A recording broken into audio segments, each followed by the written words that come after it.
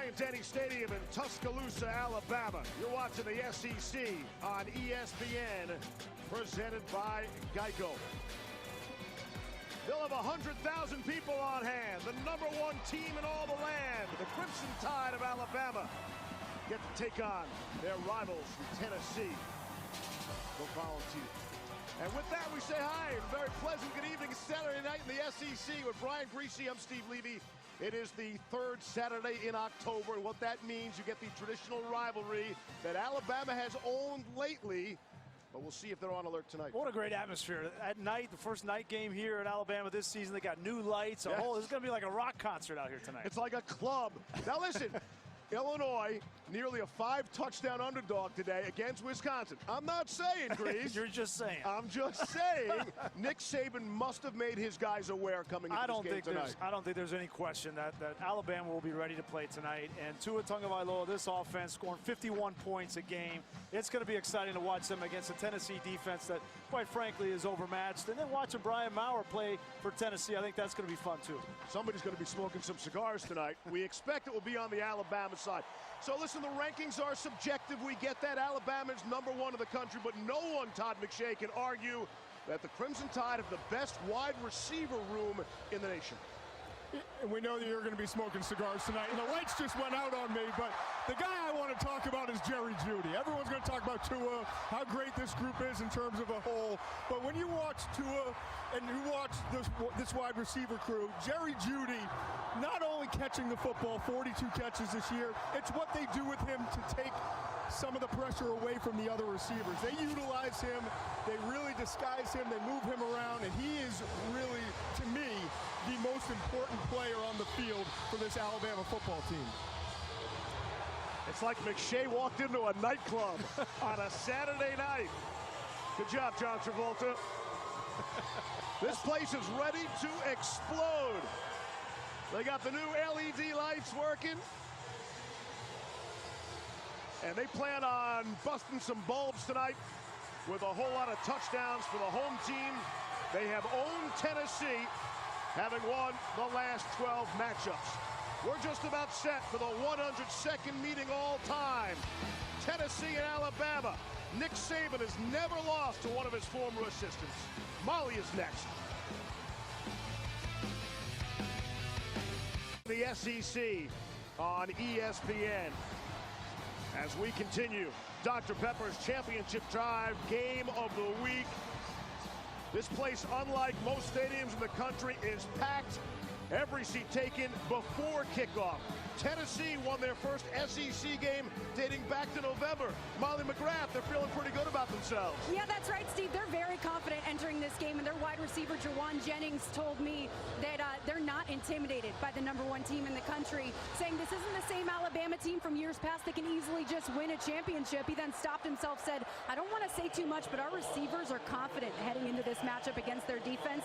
And Jennings told me he's the vocal leader and mouthpiece for this team, and they truly believe they have the talent to beat anyone in the country, Alabama included. Whether or not that's true, Jeremy Pruitt said that's what makes Jennings so special, and Jennings was full of energy in pregame warmups, yelling and firing up the team, and he's going to be key for Tennessee's offense tonight, Steve. All right, Molly and Todd need some sunglasses on the field tonight. This is a wild effect. They've been waiting all season to try it out. And as you mentioned, Griese, the first home night game of the campaign for the top-ranked Crimson Tide.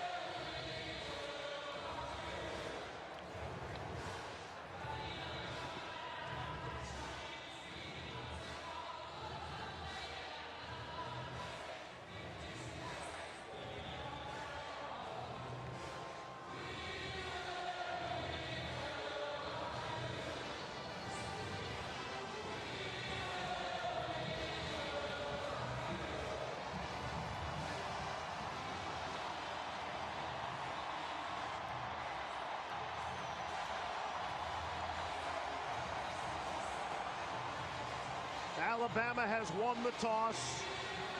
They win everything all the time. They have chosen to defer. Tennessee will get the football first. And we will see Brian Maurer. That was in question. The freshman quarterback will give it a go tonight. Joseph Bulovas puts the football on a tee. Marquez Callaway is back deep for Tennessee. 15 minutes on the clock, quarter number one. We start 0-0 and underway from T-Town. And it's a short kick from Callaway from the three. Ty Chandler able to return and doesn't get the yardage he would like. Cahoe on the special teams stop. And Tennessee will start with difficult field position. Last week, Brian Maurer left the game after he flipped over and landed on his head.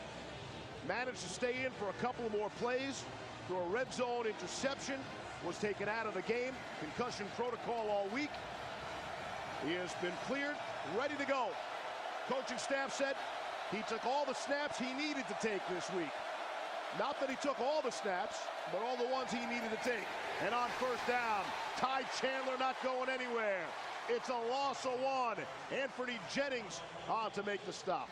This is a heck of an environment for a true freshman quarterback in Brian Maurer to come in and make this start on the road. This place is loud. The first night game of the season. They're in full lather, full throat. He's got to be careful here to start the game, not to give it away. Brian, we've been to 100 of these, but every single time you come to an SEC night game, you feel the difference. It's so different than anywhere else in the country. I can't imagine being a young quarterback here. Here's Maurer, pressure up the middle. And they screen right through the pressure. It's a gain of 3 on the play. It's Dominic Wood-Anderson, and it brings up a third down.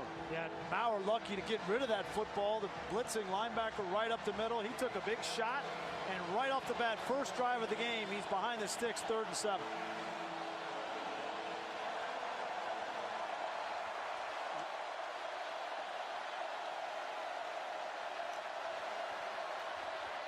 More pressure coming. Maurer gets rid of it down the sideline. Wanted Jawan Jennings. Can't find him.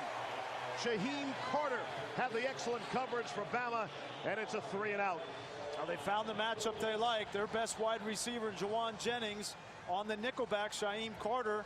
That's a matchup that Tennessee likes. They think that's in their favor. Just a little bit overthrown. Jalen Waddle leads the nation in punt return yardage. Last week, he returned 4 punts for an average of 32 yards. Return game was on the money for Alabama a week ago. There is a flag down. Substitution infraction, offense, 12 players in the formation, 5-yard penalty, 4th down. Hubert Owens, our referee tonight.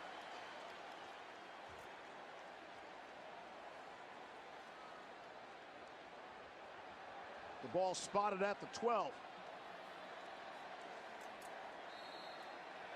Joe Doyle, the walk-on punter. We'll see if they decide to punt to Jalen Waddle. If it were me, I would not punt him. Low snap. Doyle gets it away. Short kick. Waddle on the Tennessee side of the field. Comes to the near side and down the sideline. It's a 37-yard punt, a 14-yard return, and Tua Tagovailoa, Todd McShay will start with excellent field position. Yeah, he's in a good spot here, as he usually is with these wide receivers. But Tua, talk to general managers, scouting directors for college, for NFL teams that are scouting college. They're all here to see the wide receivers. So much talent for Alabama, but Tua's the guy. He's the next quarterback. We've heard about tanking for Tua, the Miami Dolphins potentially getting him at the #1 overall pick. Bottom line is, this guy has supreme talent, and he's the most accurate downfield passer in all of college football. From the 35, he's going to throw quick.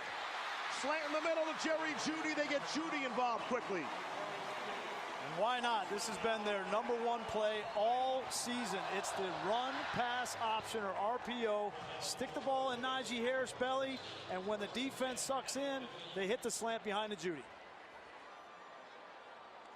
From the 16. This time on the ground. Harris keeps it in his belly. And he's down to the 10-yard line. DeAndre Johnson to stop for Tennessee.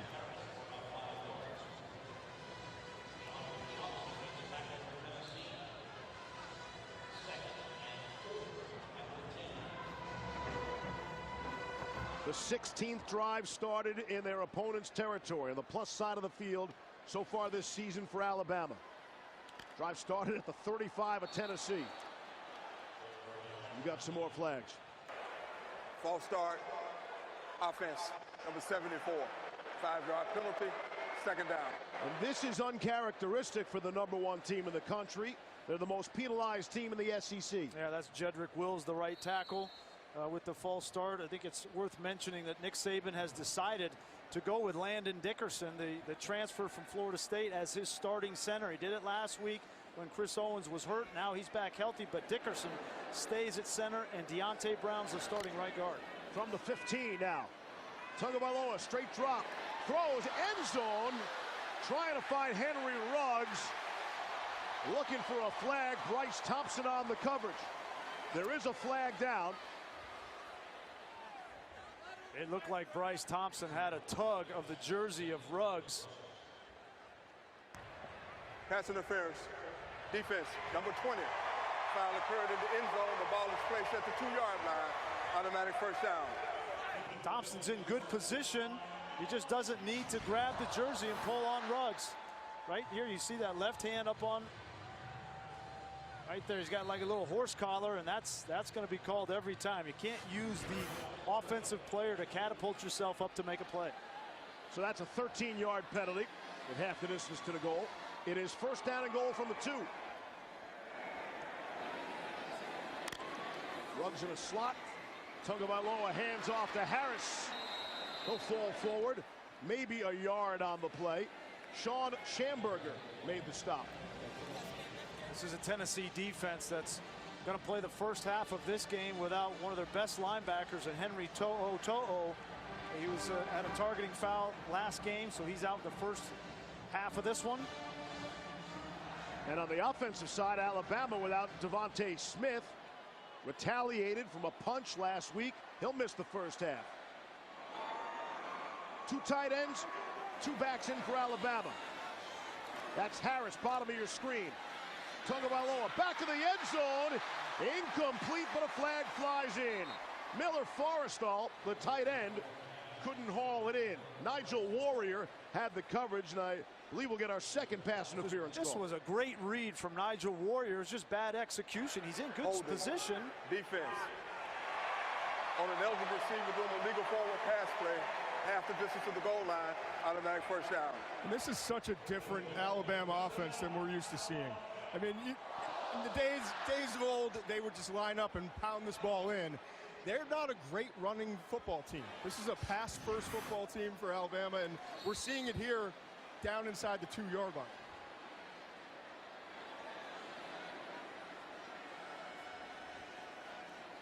Ali Cajo to lead block for Najee Harris. Touchdown. They bring the big fella in, and Alabama, an opportunity to use those new fancy lights.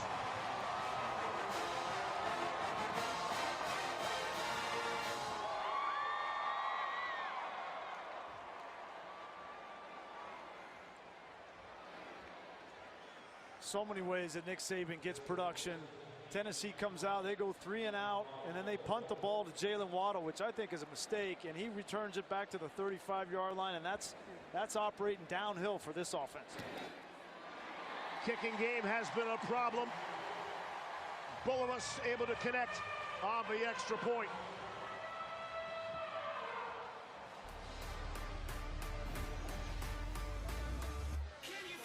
First possession for Alabama with a short field.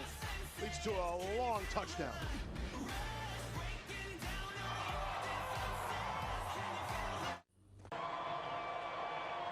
Like going to a club on a Saturday night. How do you know? That was a long time ago. Saturday Night Fever, baby. 7-0 Alabama. Bulovas puts it in the air. Ty Chandler from a 6 after another short kick. And Chandler out to the 20-yard line. Seems like Nick Saban only lets you leave if he knows he can beat you. His extensive coaching tree, a lot of quality assistants go on to be head coaches. They all have one thing in common. They can't beat their former boss. Nick is 18-0 against his former assistants. Jeremy Pruitt, who's hanging around tonight, he's already 0-1 entering this game here.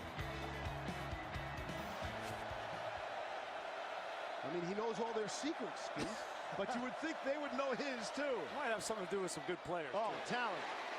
Here's Jennings on the receiving end. 5 will give him on the play on forward progress. And if you look at the assistants, I mean, really, Kirby Smart has been the closest to being the first assistant to beat him.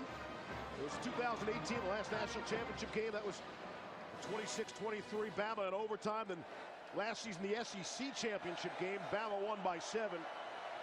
But the 16 lost by 17 or more points. So Kirby's come the closest to figuring it out, or he has the best players. One of the two. On 2nd and 5. Here's Tim Jordan with a good run and a first down. Matt Barry. Guys, Kansas has never gone to Texas and beat the Longhorns. Here, Carter Stanley. Good throw to give Kansas the lead. However, Texas just kicked the field goal, tied at 24 in the 3rd. Levy? Good one there.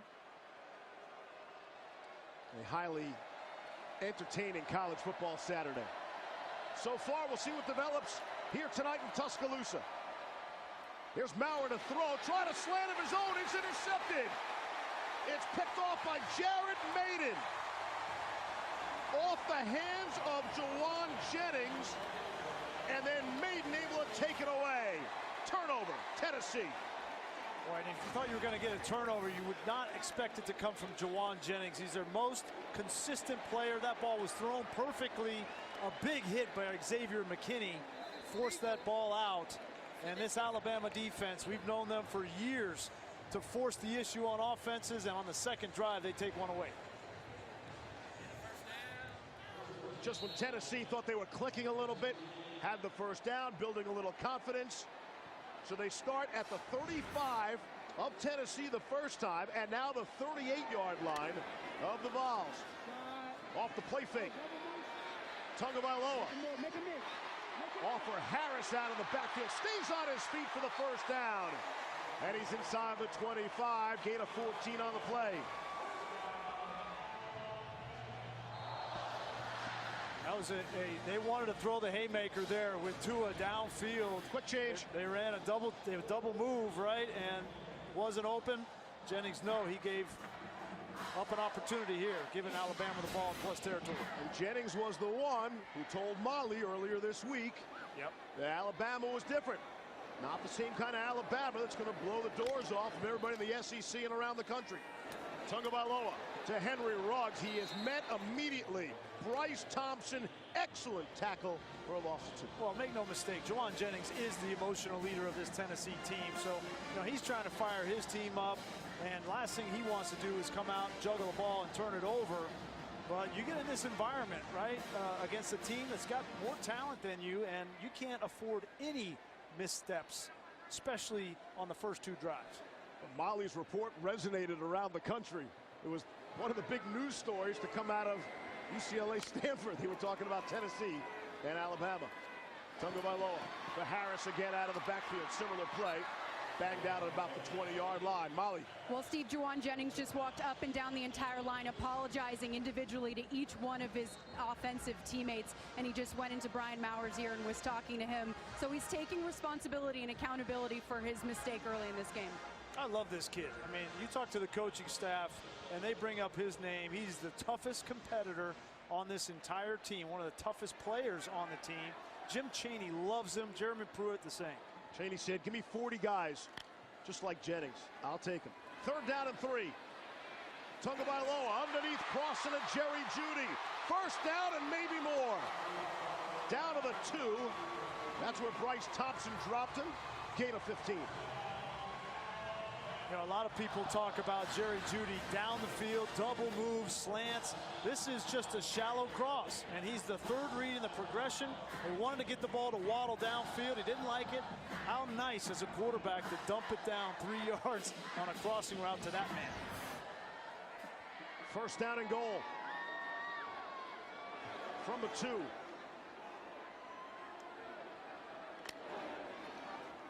Tagovailoa to throw for it. Gets some pressure. He's all the way back at the 20. Throws, and it's intercepted at the goal line. Intercepted by Nigel Warrior. Down the sideline, running out of gas. And he'll be taken down by Henry Ruggs, the fastest man on the field. It's a pick at the goal line by the senior Nigel Warrior. And a 60-yard interception return. Tua Tagovailoa has thrown 27 touchdowns this season alone. He's only thrown one interception. Now this is the second, and it's clearly a bad decision. You want him to make a play. You want to throw the ball in the end zone, but you also want to be smart. And when you get in this situation, you're trying to make a play, and see where he throws this football, there's just no chance of completing that ball. Here's Maurer with a second crack at it on the Alabama side of the field. Down to the 40, gain of 1 from Tim Jordan. And the happiest guy in the building on the turnover, Jauan Jennings. That takes a load off your shoulders, right? I mean, all right, let me put my helmet back on. Let's go do something. They're going to come out and make up for it. If I'm Jim Chaney, I'm getting him right back into this game. Yeah, he bobbled the last one, but I know I need number 15 if we're going to compete in this ball game.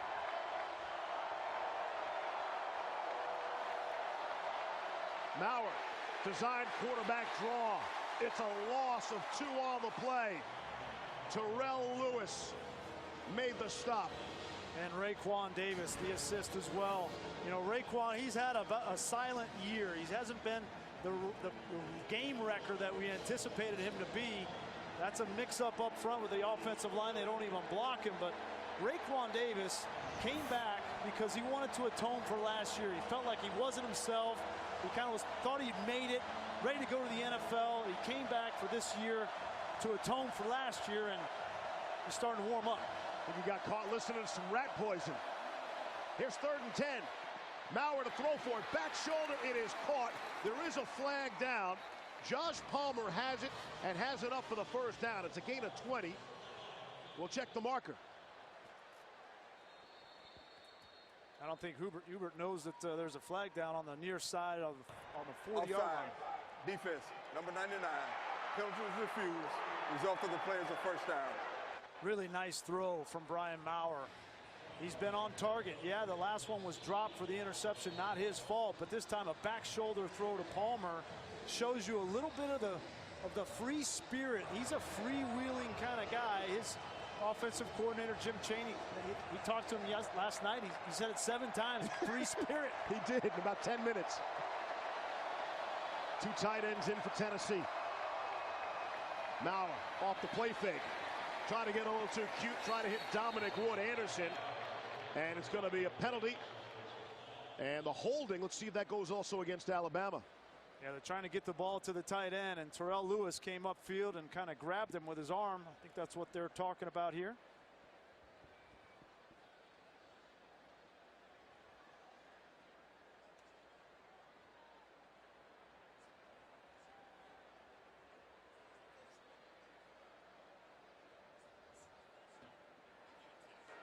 Holding.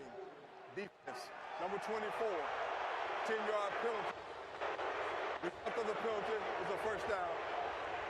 Yeah, it wasn't much from Terrell Lewis, but it was a little bit. He's coming upfield, and now he recognizes, oh, I have that guy in coverage. I'm supposed to knock off the tight end, and he just grabs his arm a little bit. But when that happens on the edge of the formation, that linesman, he sees that. And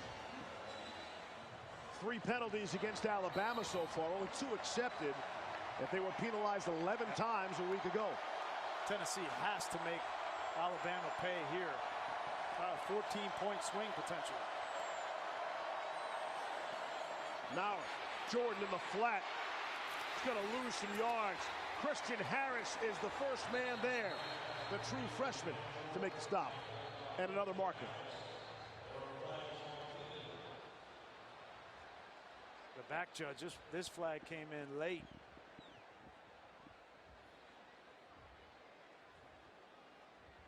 Holding. Offense, number 15. 10-yard penalty from the end of the run. First down. Jauan Jennings up and down night continues. Yeah, not the kind of start that that Jauan wanted to have. Penalties in the red zone. Jeremy Pruitt knows that's a killer. Got a lot of young players out here, but Jauan Jennings is not one of them. They're starting. He played 21 freshmen. That's a lot of young players. 110 players on the roster, Grease. 80 are freshmen or sophomore. This is his actual first full recruiting class on the field here tonight for Pruitt. Good protection. Maurer zips it into Jennings. Went up and caught it. And he's taken down inside the 5-yard line. It's a gain of 18 on the play. First things first, you got to have a great pocket and give Tennessee's offensive line credit. Watch him up front. Great job. And then just a double move. Look at that move right there from Jauan Jennings.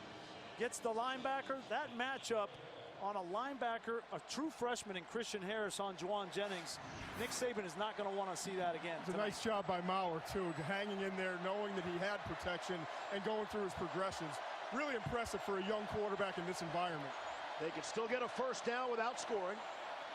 First carry for Eric Gray. Terrell Lewis made the stop at the 1.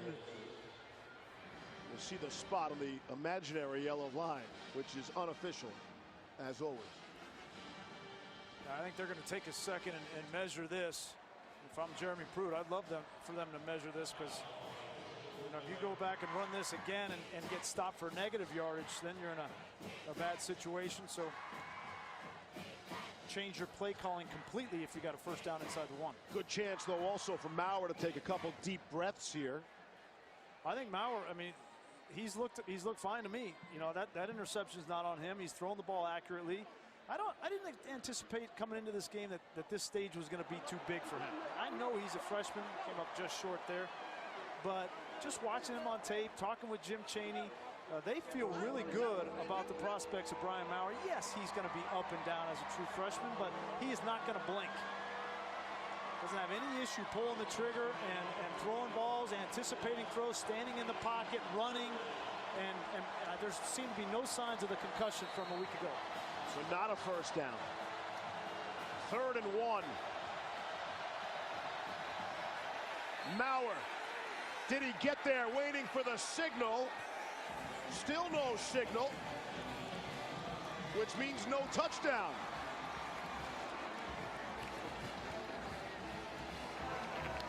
I think that was a touchdown. Anybody see anybody putting the arms in the air? The head linesman down here on this side was the one that should have seen it. On the left side, he clearly gets into the end zone. Right there, he's not on the ground. He's on top of players. That's a great look. Clear touchdown. What a drive, what an answer. The mistake by Tua Tagovailoa is a 14-point swing early in this game. Extra point. On the way and good. 4:21 to go here in the first. Tennessee's not going to go easily into the night. We're tied at 7 in Tuscaloosa.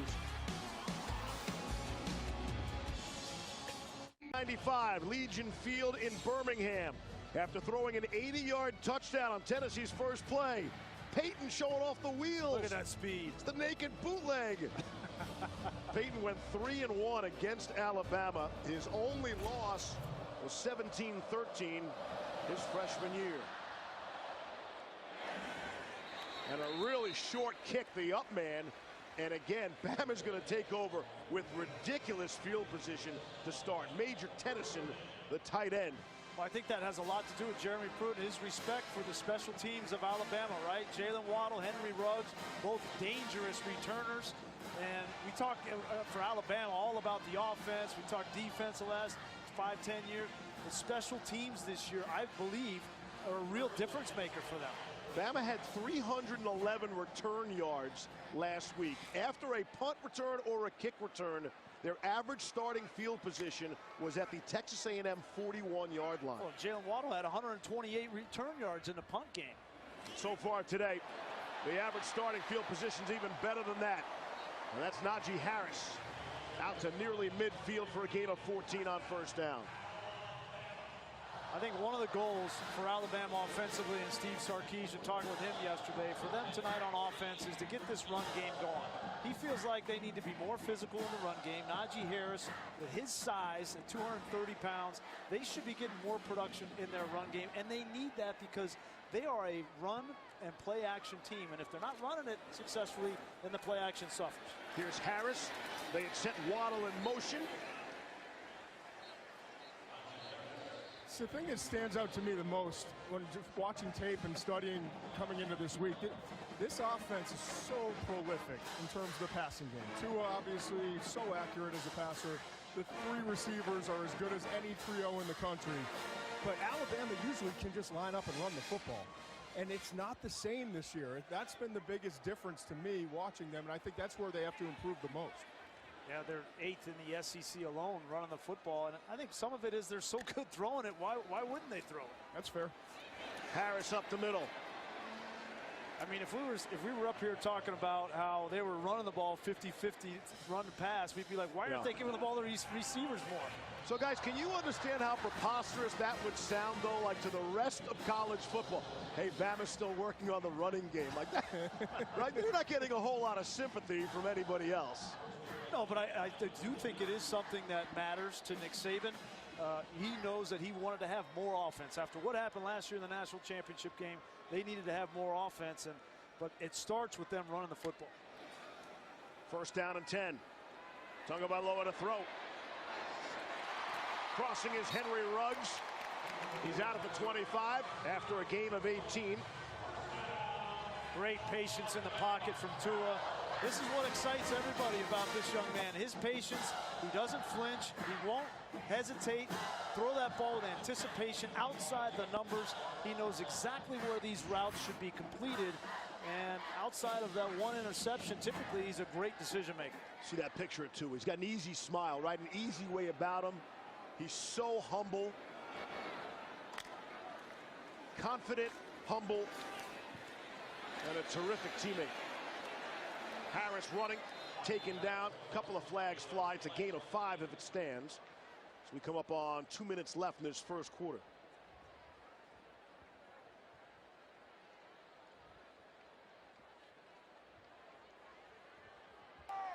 Personal foul, hands to the face.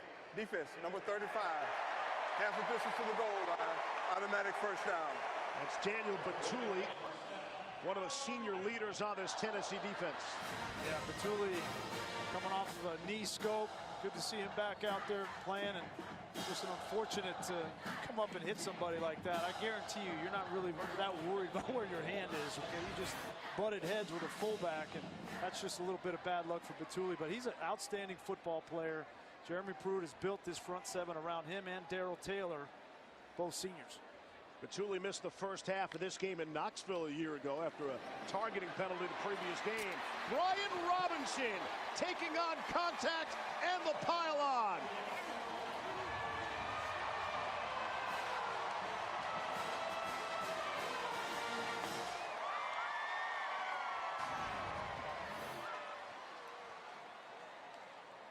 Yes, that foot was in, ball hit the pylon.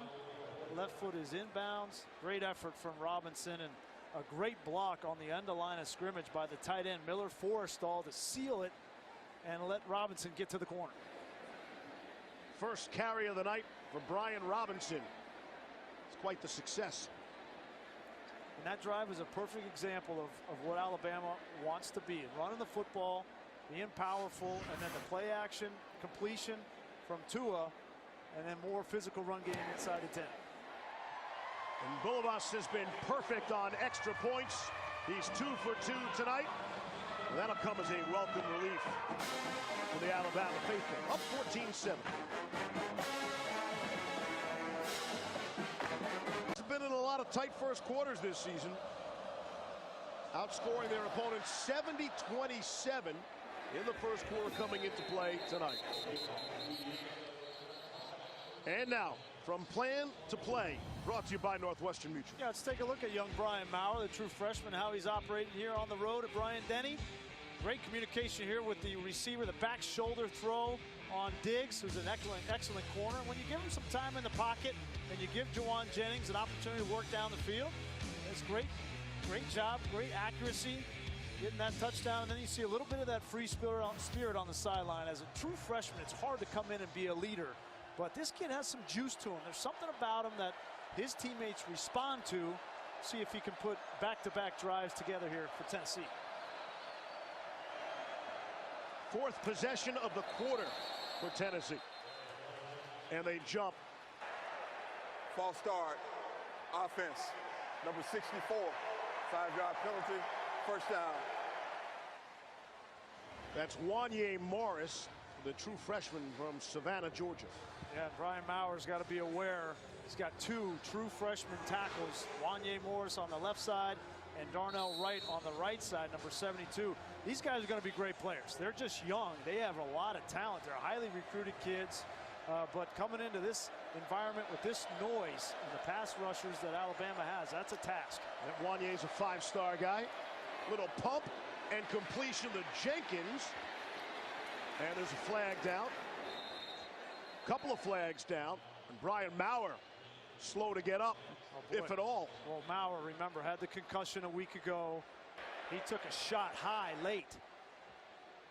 I've never seen a player so quickly Personal foul, look over to the sideline. Targeted. Defense, number 35. 15 yards added to the end of the run. Automatic first down. The previous play is under further review. That's Shane Lee, Alabama's own true freshman who's talented. And right now it's all about Brian Maurer. Took a scary hit.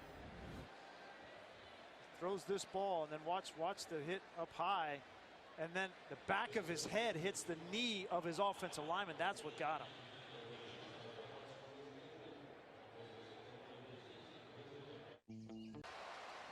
After review, the ruling of targeting has been reversed. There was not forcible contact. Number 35 remains in the game. First down. So you'll see it again here. And after one replay, you could see this is clearly not targeting. It's really a shove, but it's the back end. Maurer falling and Darnell Wright, his own right tackle there on top of his head. Yeah, and immediately you saw Brian Maurer signal the sideline to come get him. So Jarrett Garantano, like he did a week ago in the ball game. Garantano's made 22 career starts. The lights will not be too bright for him. Tim Jordan for a yard. And just to refresh from a week ago, playing against Mississippi State, he took this wicked hit, went down awkward, and he stayed in the game. He got up, stayed in the game after that for a couple more plays, threw an interception in the end zone, and then Jeremy Pruitt pulled him out, and he was diagnosed with a concussion. And to have another shot on his head in back-to-back weeks, that's scary. And I think they'll be really careful. I don't expect him to come back in this football game. Molly will get us a report as soon as it becomes available. Final 30 seconds of the first quarter. Garantano to throw. Hooks up with Jennings, going to be short of the marker. Jared Maiden, who had an earlier interception, makes the tackle. It's a gain of 7.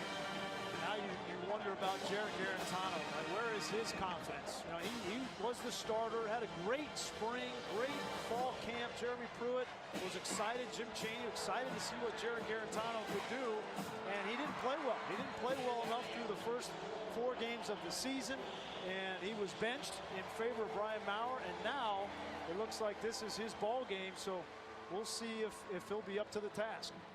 That's Maurer just out of the tent. Again, as soon as a report becomes available, Molly will have it for you. An eventful first 15 in Tuscaloosa.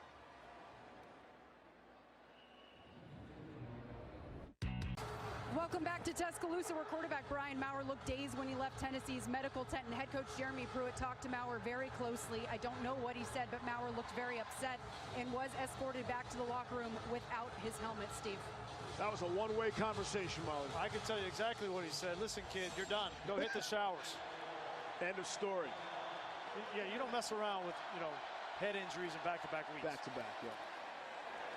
Tim Jordan on 3rd and 1 gets the first down for Tennessee. Jarrett Garantano, I told you, made 22 starts. Would it surprise you that he has the second best completion percentage all time in Tennessee's program history, behind only Peyton? Is this your graphic? Was it? What do you mean it was my graphic? That's something that you would put together. It's our graphic. Yeah, Peyton and I didn't see that graphic. You put Peyton and Jarrett on the same graphic? It's our graphic. Team game, Grease. Numbers don't lie. We used to have a TV show. It's called that. On first down and 10. Over the head of Juwan Jennings. Here's the thing about Jarrett Garantano, okay? I mean, you can put any graphic you want with a completion percentage. This is a kid that needs to relax. He wants to be great. He's a great kid, and he wants to be the Tennessee quarterback, and he wants to do it well for Jeremy Pruitt, but he just hasn't produced. And we talked with Jeremy Pruitt yesterday. He said, listen, the kid was throwing interceptions. Jim Chaney said he was changing plays when it didn't make sense to change plays. He wasn't playing the position well. Now, hopefully he has another opportunity here and he plays better. Big run by Tim Jordan down the sideline. That's the burst that Tennessee needed. It's a gain of 33, and there are no flags. They got to run the football. I mean, Tennessee, they have to go behind this big offensive line. Trey Smith, the left guard, a great block on DJ Dale. And that opens up that hole on the left side, but they have to run the football to have any chance tonight. Did you see the field judge, Greg Thomas, go down on the sideline there? See if Greg's okay.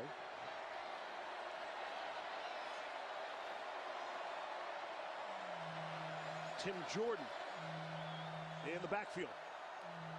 Jarrett Garantano. Garantano will keep it and spin around for a gain of 2. Well, when we talked with Jim Chaney, the offensive coordinator, he talked about this offensive line, and he felt like potentially coming into the season, there's Jim, that this was going to be a problem, a worry area, the offensive line. But he said, yeah, last night, he said, you know what? The offensive line has played good enough. It really has been the poor quarterback play. He's excited about the youth that they have up front. They've got 2 true freshmen, and they've got to reestablish a line of scrimmage here tonight. From the Bama 18. Garantano to throw. Try to zip it into Callaway, and there are flags down. Patrick Surtain on the coverage for the Crimson Tide. Now this is the same play Alabama runs all the time to Jerry Jeudy, and it's so hard to defend for a corner because he's on the outside and he has to play through the receiver. Defense number 2. 15-yard penalty, automatic first down. It's almost impossible with an accurate throw and a good route for a corner to break up that play and not have pass interference. Yeah, and everyone standing behind me is miserable right now regarding that call, but he earned it. Surtain earned it. You can't have your arm wrapped around the wide receiver the way that number 2 did. First and goal from the Alabama 5.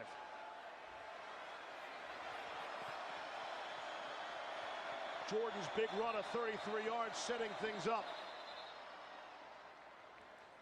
They motioned Garantano out, and they were getting ready to go Wildcat with Ty Chandler.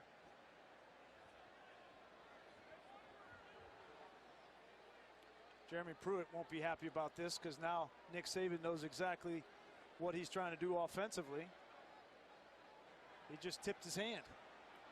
He's not happy. He said, we're just going to reset the 25-second clock. And I agree with him. Yeah, tried to catch Bama's defense by surprise. Right. Like, so why'd they shut it down? Please give me an explanation. Because we're in Tuscaloosa. Now he's just going to line up in it. That's an explanation. That's Garantano. Bottom of your screen. Let's see if Darnell Wright jumped. False start. Offense.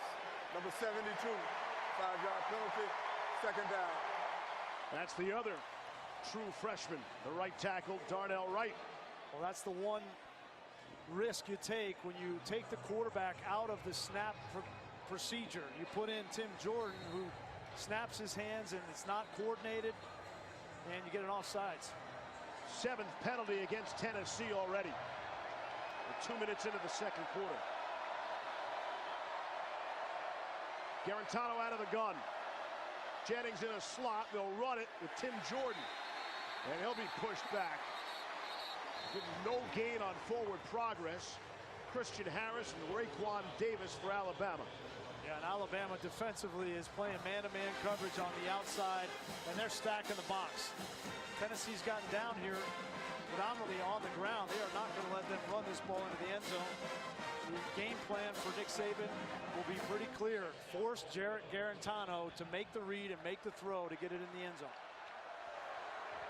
And Jeremy Pruitt was really upset. He just yelled at Guarantano, throw the ball. What are you doing? 9th play of the drive.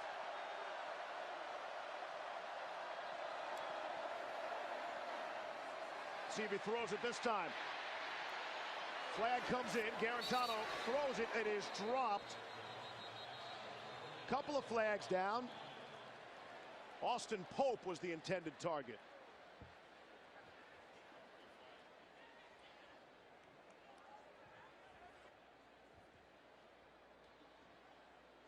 We have 3 flags on the field.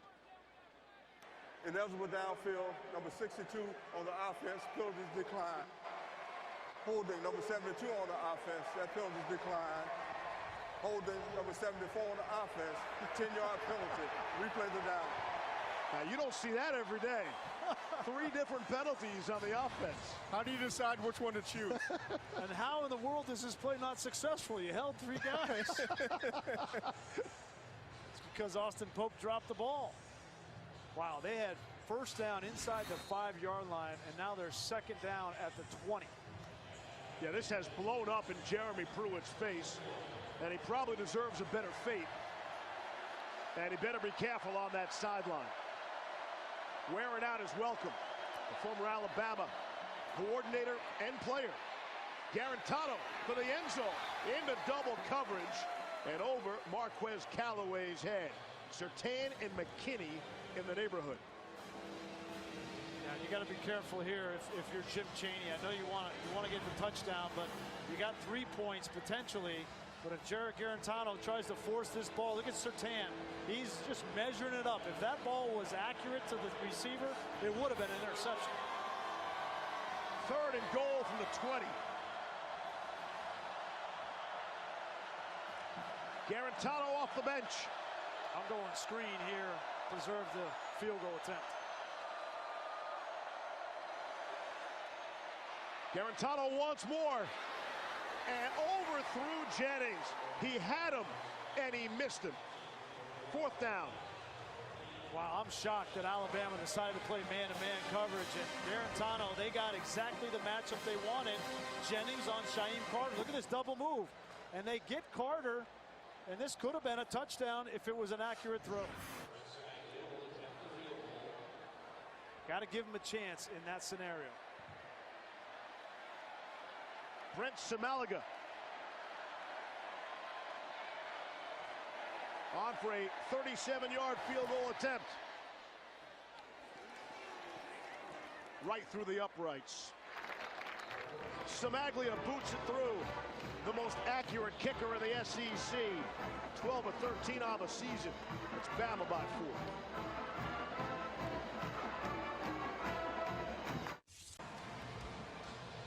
Great game there. Not sure anyone expected that to be so close. Not sure anyone expected this game to be so close. Even with 12 minutes left in the second quarter as we continue Dr. Pepper's championship drive game of the week. I mean, Dr. Pepper obviously knew they made it the championship drive game of the week. They knew. Paxton Brooks does the kickoffs for Tennessee. And Henry Ruggs in the end zone for the touchback. Take a look at this week's college football rankings brought to you by AT&T. So what jumps off the page to me right away is I still can't get used to the 3 next to Clemson. Yeah. That's a little weird, right? We haven't seen Clemson in that spot, but then you look at Wisconsin going down to Illinois today. Good job by Lovie. Yeah, give Lovie Smith credit. He felt like they had a chance. And now back-to-back weeks where somebody in the top 10 goes down. Last week, Georgia, and this week, Wisconsin. You better show up in college football. You can't take a Saturday off. You know that. Here's Tagovailoa. Across the middle of Forrestall, the tight end. And he's got first down yards. We'll give him 14 on the play. We saw the opener against Duke in Atlanta. Alabama won that game 42-3, and Miller Forrestall caught his first ever reception. It was a touchdown catch against those Blue Devils. I thought it was interesting talking with Steve Sarkisian and with Tua Tagovailoa yesterday. And Steve Sarkisian, I think, has been great for Tua. He's given him the NFL treatment, giving him the hardest looks he possibly can every single practice. Sometimes they're practicing stuff that they know they're not going to see, but just trying to get him ready for anything. Loading up and firing for Jerry Jeudy. No, I beg your pardon. It's Ruggs and Jeudy in the neighborhood, and Ruggs runs underneath.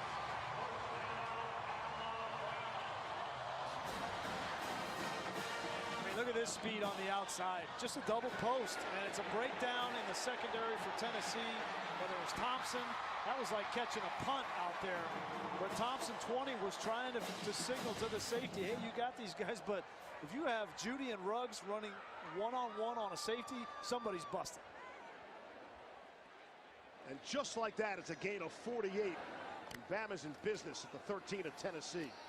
Harris on the ground. Tennessee stops that run.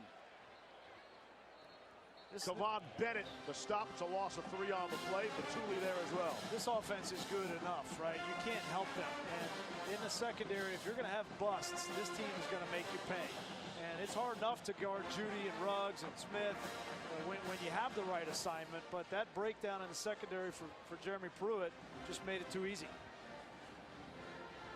So much talent at the wide receiver spot for Alabama. 2nd and 13.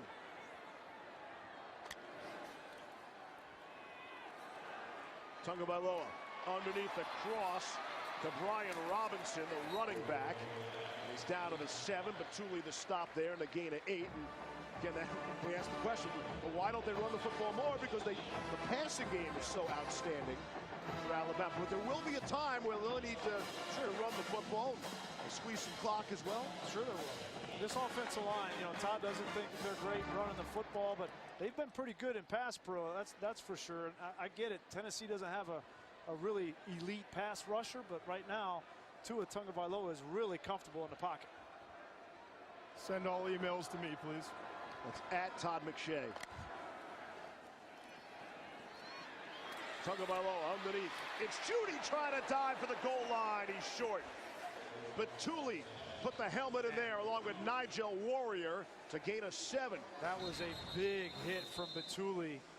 Watch number 35, the linebacker comes in, and Judy's trying to get that nose to the end zone, and that's a clean hit from Batuli, and that is going to leave a mark on Jerry Jeudy. He's quick, fast, elusive, but he's not the biggest of receivers at 190 pounds, and hopefully he's okay. The Biletnikoff Award winner from last season is the best wide receiver in the nation. He's struggling to get off the field, too. It was a tough one to see. Yeah. And Nick Saban the ruling on the goes over. field is that the ball carrier was down short of the goal line. The previous play is under further review.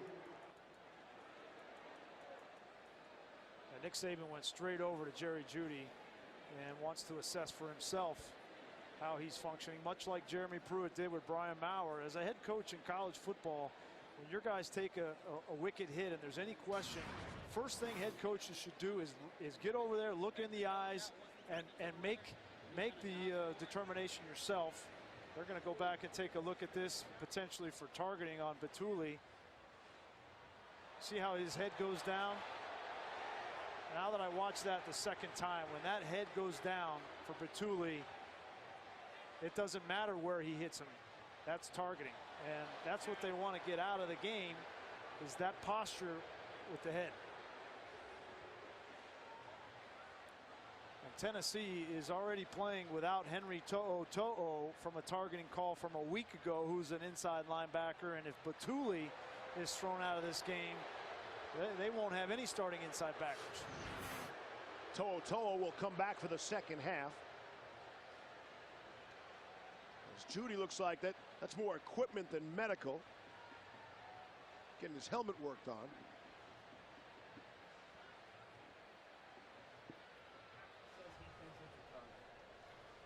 Matt Austin, former SEC referee. He's in Charlotte, our officiating analyst tonight. Matt, your thoughts? Yeah, Steve, I agree with you and Brian. I think number 35 came in. He definitely lowered his head. He definitely attacked. It looked to me like he had crown of the helmet contact to the back of the receiver's head.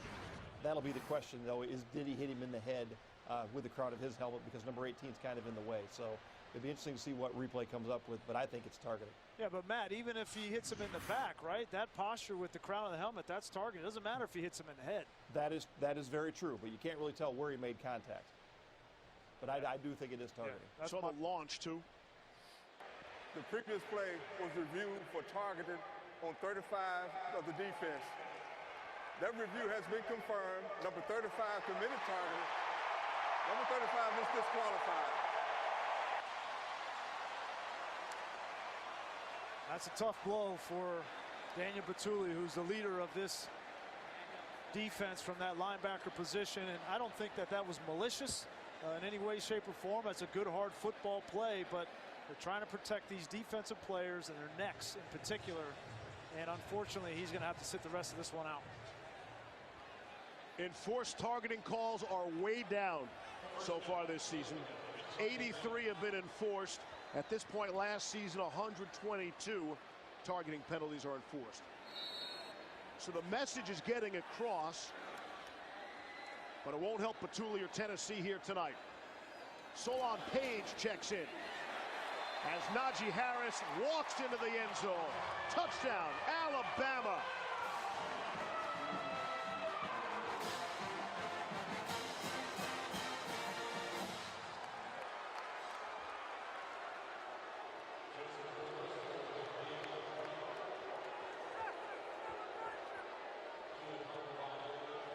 Bituli, the senior, came over from Congo, and he missed the first 3 games this season with a knee injury, had a scope, and finally got back out on the field, and that's a tough loss.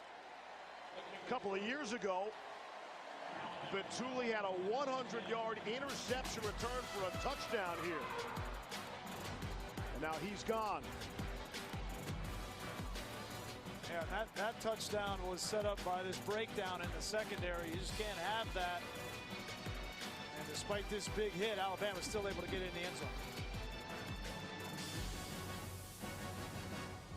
You're going to pay for the new lights, Grease. You got to use them. Might as well use them. You're watching the SEC on ESPN. Steve Levy, Brian Greasy, Todd McShay, Molly McGrath, and our entire crew wishing you a happy Saturday night from Tuscaloosa, Alabama, home of the #1 team in the land with a 21-10 lead. And Callaway up the sideline out to the 25. Here's Matt Barry. So you've got an update for you on Penn State, Michigan. Penn State's defense had only allowed 1 rushing touchdown coming into the game. Zach Charbonnet now has 2 for Michigan. This is our AT&T best performance. And Penn State just up 1 touchdown in the third. Hey, Penn State can have their whiteout tonight. We got the laser light show here in Tuscaloosa. It is entertainment, Steve. We're in the entertainment business, Grease. How many times I got to tell you? Entertain and inform. I'll be informing, I guess. Garantano tripped up as he throws. Anthony Jennings. It's an incomplete pass. 2nd down. Yeah, the only thing they're discussing now is did this ball get back to the line of scrimmage? He's clearly outside the pocket. Garantano's trying to do everything he can to avoid the sack. And it does not get to the line of scrimmage in my eyes. That was about 2 yards behind the line of scrimmage. So it should be grounding? That's what they're talking about now. There's no foul for intentional grounding. The quarterback was outside of the pocket, and the ball went beyond the line of scrimmage. So beyond the line of scrimmage. Yeah, it didn't look like beyond. Let's take another look. The ball was snapped on the 24. See where it goes out of bounds. See the official there. Goes right at the official. It goes behind the official. Yeah, looks short to me. Right? I mean, that was a pretty easy one because the official was standing right on the line where the ball was snapped. You had the marker on the sideline, and it clearly went behind the marker. Maybe they're still looking at it.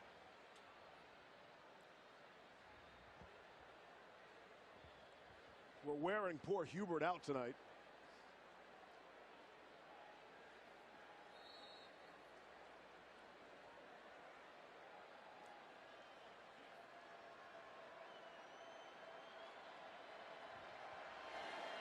righty then. As you were.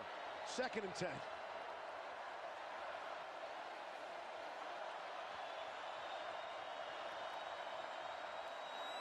On the ground, Tim Jordan.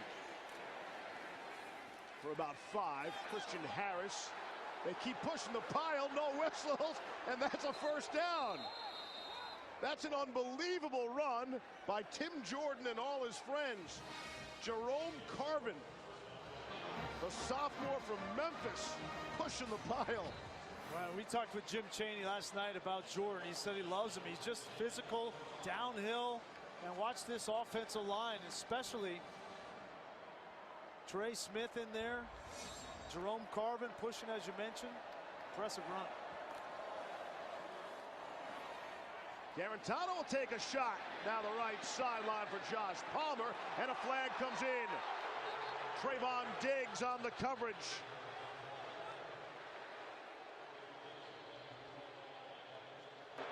Pass interference. Defense number 7. 15-yard penalty. Automatic 1st down. Yeah, his right hand clearly had a hold of him. And the nice call by the side judge seeing that. And that's just discipline by Trayvon Diggs. I mean, Diggs is good enough. He's fast enough. He's tall enough, 6'2", 200 pounds. He's in great position. You just can't grab. And that's, I mean, listen, that's hard to do, to play one-on-one on an island. But that was the right call. The younger brother of Stephon Diggs of the Minnesota Vikings. So at midfield, here come the Vols, trailing 21-10.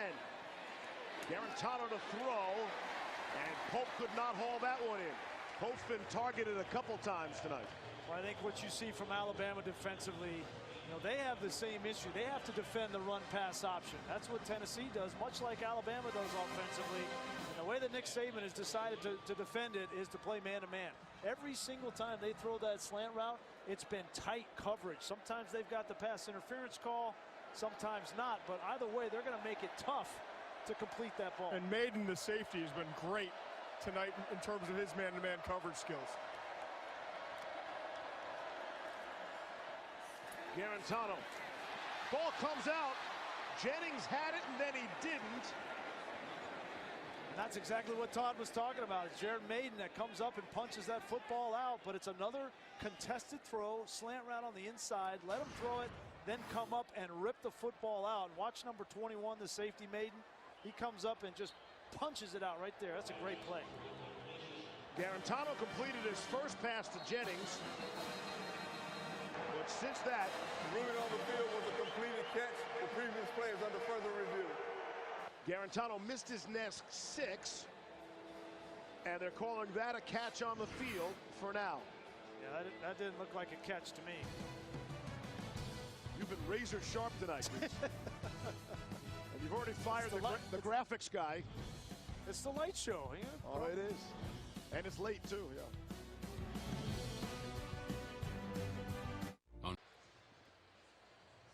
Next week, ABC has a big showdown from the big house.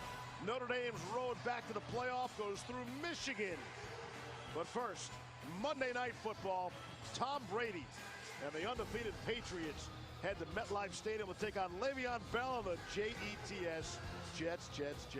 Coverage kicks off Monday Night Countdown, 6 Eastern on ESPN and the ESPN app.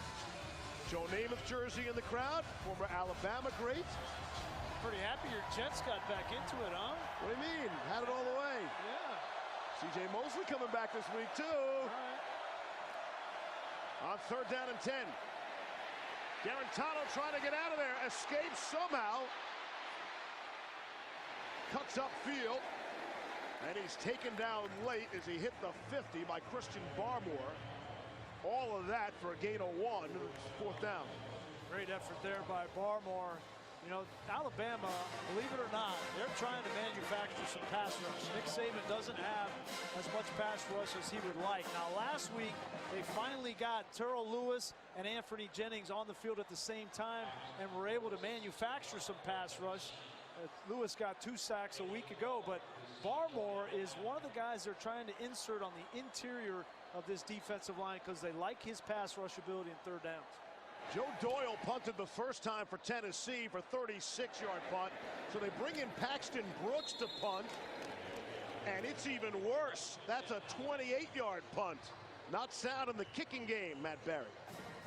Levy on the kickers tonight. I've got your AT&T best performance after the Michigan score. Here comes Penn State. Sean Clifford, KJ Hamler, 53 yards.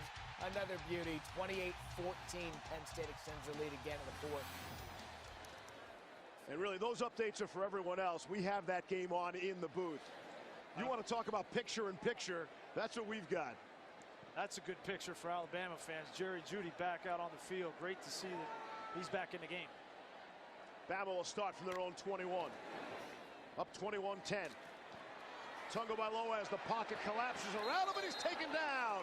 Greg Emerson with the sack. Trying to throw a double move on the inside of Jalen Waddle, and that's why Tua Tagovailoa holds it. See right here, there's Waddle. He's double teamed, and that's why he holds it. That gives Emerson enough time to get Tagovailoa on the ground. Second career sack for the redshirt freshman from Jackson, Tennessee. 2nd and 15. That's Waddle in the backfield. Now Tagovailoa will throw to the right to Robinson. He's out to the 20, gain of 5. Crouch to stop, and here's Molly. Well, Steve, after that hard hit on Jerry Jeudy, Tua Tagovailoa immediately went up to him and said, "Are you okay?" And Jeudy nodded, said yes, explaining that the hit messed up his helmet, which has since, of course, been fixed, Steve. Some more equipment than medical. It cost Petuli the game and the first half of next week's game against South Carolina. He went down awkward. I mean, that was more than a helmet issue. It looked like he was kind of stunned there on the ground for a while, but good to see him back up, and that goes a long way, right? Like, he's a tough cookie. 3rd and 10. There are 7 defenders, Grease, beyond the 30-yard line. They dropped everybody way back in coverage. Delay of game. Offense.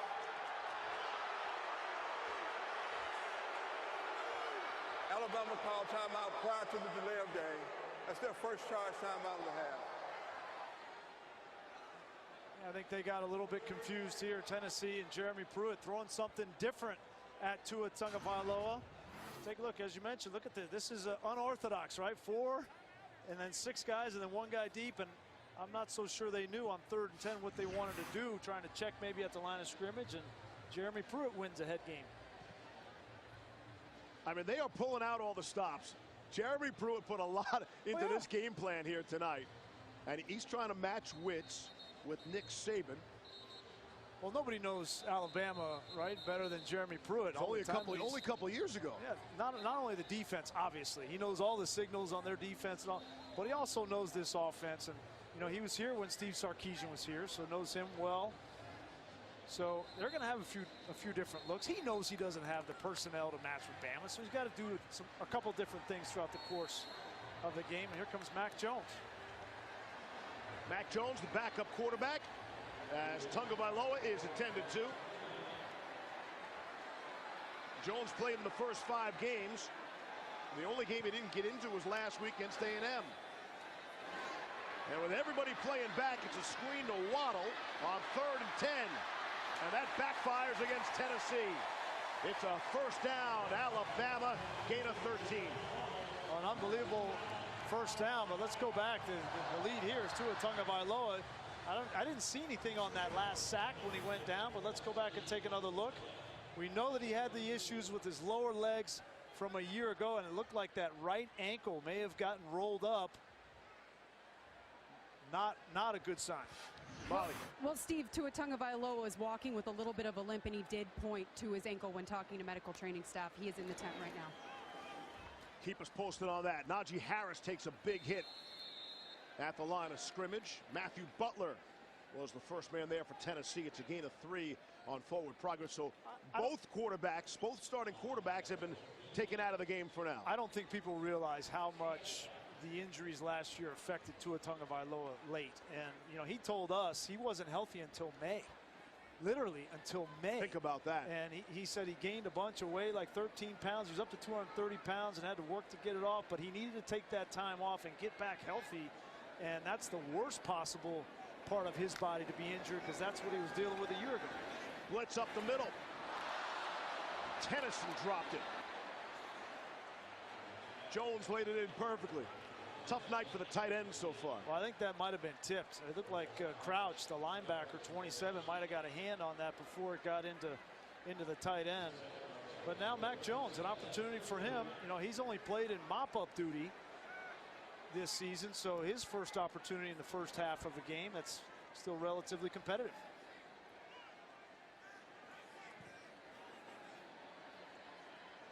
Bama's been perfect on third down conversions. Here's 3rd and 7. Blitz coming. And Jones will be taken down. Quavaris Couch.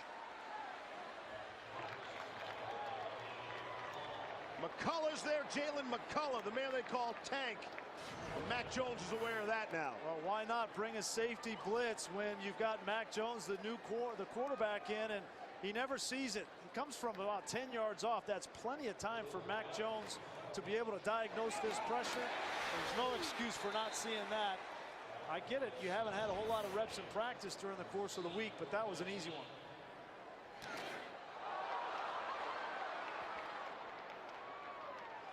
Short punt from Will Reichard. Well, that's Reichard, who's been hurt. He's had a hip flexor issue. Look at him. Issue. He's in pain too. Well, he's had this injury, this hip flexor, and that did not look good. It's a 33-yard punt. Tagovailoa goes down, and the nation pays attention.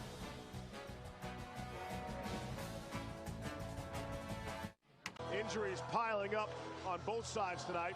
Tua Tagovailoa walking off the field and heading to the locker room with still 4 minutes left in the half.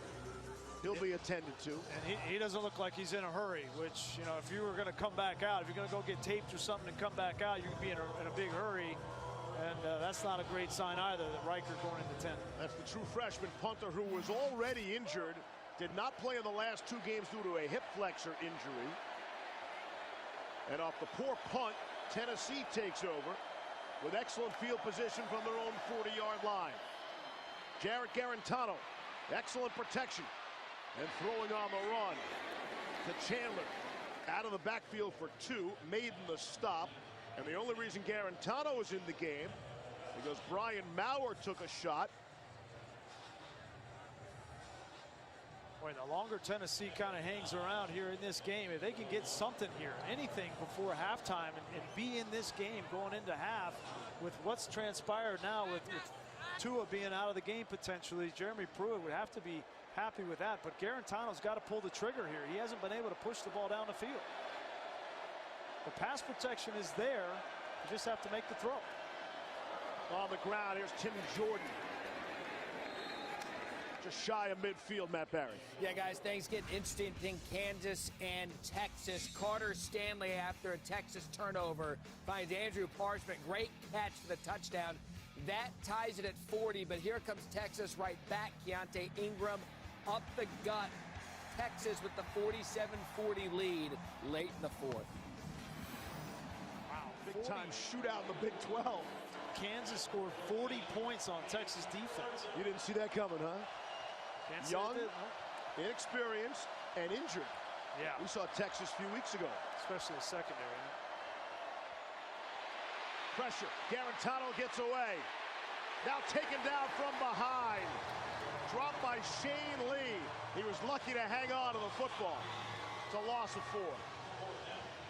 Typically when you design a pass play, you don't want 2 guys running into each other, but watch what happens right in the middle here. Jennings and the tight end run right into each other, and you know, when you're trying to resurrect a program, you got a backup quarterback in there, and you got guys running into each other. You're on the road against Alabama in a 3rd down situation with an opportunity to seize some control after their quarterback goes in the locker room, and you can't execute a simple crossing route with 2 of your receivers. Paxton Brooks on his second punt. He shanks that one out of bounds. Now again, some of that is keeping it away from Jalen Waddle. I get that. It's a 38-yard punt. It's been a rough night for Tua Tagovailoa threw the one interception earlier that led to 7 points for the Vols, and now it's like a sprained ankle, and he's in the locker room.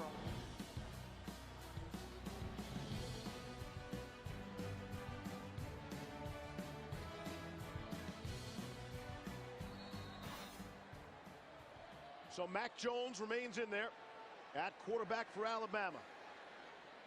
Minute 44 left. Bama has 2 timeouts.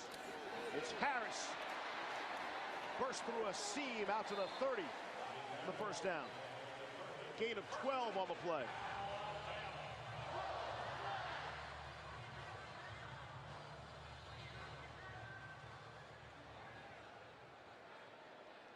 Clock stops for the first down. Now it winds as they spot it.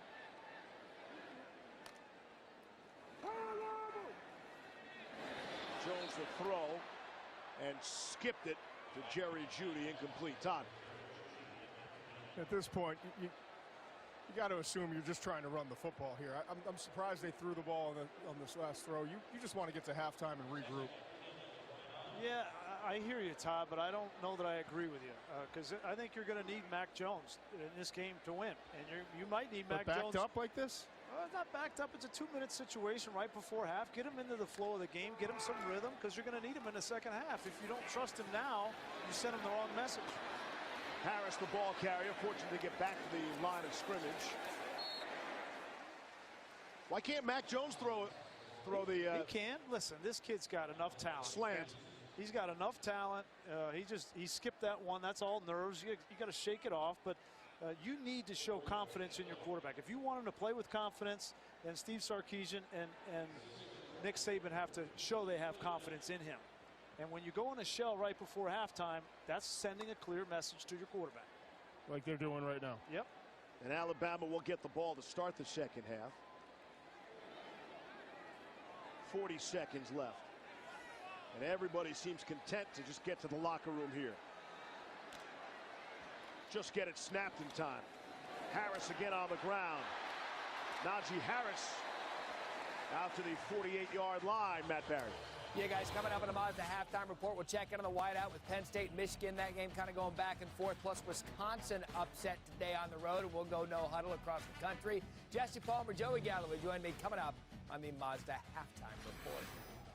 I will see you soon. Alabama has used a timeout. Harris up to 67 yards rushing, has the 2 touchdowns, the rushing leader. Well, yeah, now you break a little one here and you get to midfield and you call a timeout. Now you want to be aggressive, but I think it's interesting. Mac Jones is warming his arm up on the sideline over here. You know, he hasn't had a whole lot of throws. He probably was cold on the sideline watching Tua and just needs to get that arm warmed up. He didn't like the way that hitch came out. And he's playing catch with Tua's younger brother, Taulia Tagovailoa, who was the 3rd-string quarterback. Tonight's PlayStation Player Impact rating. You don't have to know the complicated formula. All you have to know is that Jerry Jeudy and Tua Tagovailoa have the highest rating possible in FBS. 99's always a good thing, Grease. Got it. Those 2 guys are good, right? Good. Really We good. agree on that, Grease. Best of their game. They both have had a physical game already. Still trying to figure out if he can get 100. But 99's the best so far. Here's Jones to throw. Crossing to Harris underneath. With 20 seconds left, he's down to the 31-yard line. 17 ticks remaining. It's a gain of 21. Nice job by Mac Jones standing in there. He sees the crosser coming. He takes the hit and puts him in position, potentially get some points before halftime. 1 timeout left. Jones skips that off the grass. Underthrowing Miller Forrestall, the tight end. Yeah. Mac Jones needs to step into his throws. Every time he misses, it's low, and it's because he's not transferring that weight from the back foot to the front foot. And a lot of that is nerves. And you're in the game for the first time in the first half here, and game's on the line. They need you to produce, and just got to work that out. Going to take another shot here with 7 seconds left. Get some more yardage. Forrestall able to catch that as Jones hit him in the numbers. Now that should never happen. How'd that take only 1 second off the clock, too? Well, that should never happen. Like Tennessee and Jeremy Pruitt, he's too good of a football coach to allow that to happen. You got to defend the sideline and not let them get out of bounds and get the extra 5, 6, 7 yards. Here's Joseph Bulovas on to attempt a field goal. Just 3 for 4 this season on field goal attempts. This will be a 41-yard attempt. And Jeremy Pruitt's going to call a timeout. Timeout. Tennessee. It's their first timeout of the half. This is the 32nd timeout. That's smart. He knows that Alabama has some kicking issues, right? There's a reason why a true freshman and Will Reichard was the starting kicker, because Nick Saban didn't trust Bulovas from what happened a year ago where he missed 6 PATs and 4 field goals. Reichard is 4 of 7 kicking and field goals this season. Again, he's dealing with the hip flexor. So it is Bulovas. Yeah, he missed 6 extra points last season. As a team, Alabama missed 9 extra points last season. That was the most in the nation. Not only did the loss of Tagovailoa affect the offense, but he also was the starting holder. So now you see Mac Jones is out there as a starting holder. So that's new for Bulovas too. And Tua Tagovailoa is the holder, but he's in the locker room. So Mac Jones will hold now. And Tennessee will take another timeout. The wheels are spinning tonight, Grease. Hey, man, empty the bag. Why not?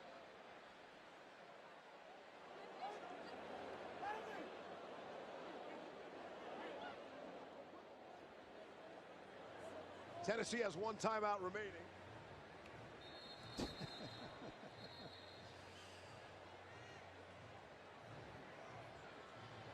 What do you think? You want to call the last one? Got to take it, You know, right? you can't take them Come home this with far. you. Said empty the bag. See, now you're playing the game. Bulovas is thinking they're going to take the 3rd timeout. Right, And maybe now you don't do it. He's standing right next to the linesman there.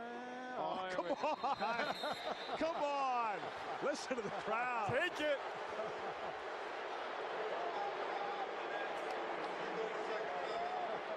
There's Nick Saban's reaction. He's like, I taught him that.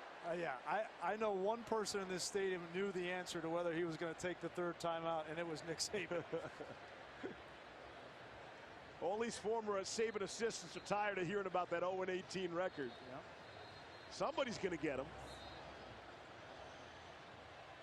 Nick Saban probably wants to get in the locker room as fast as anybody to check on his quarterback.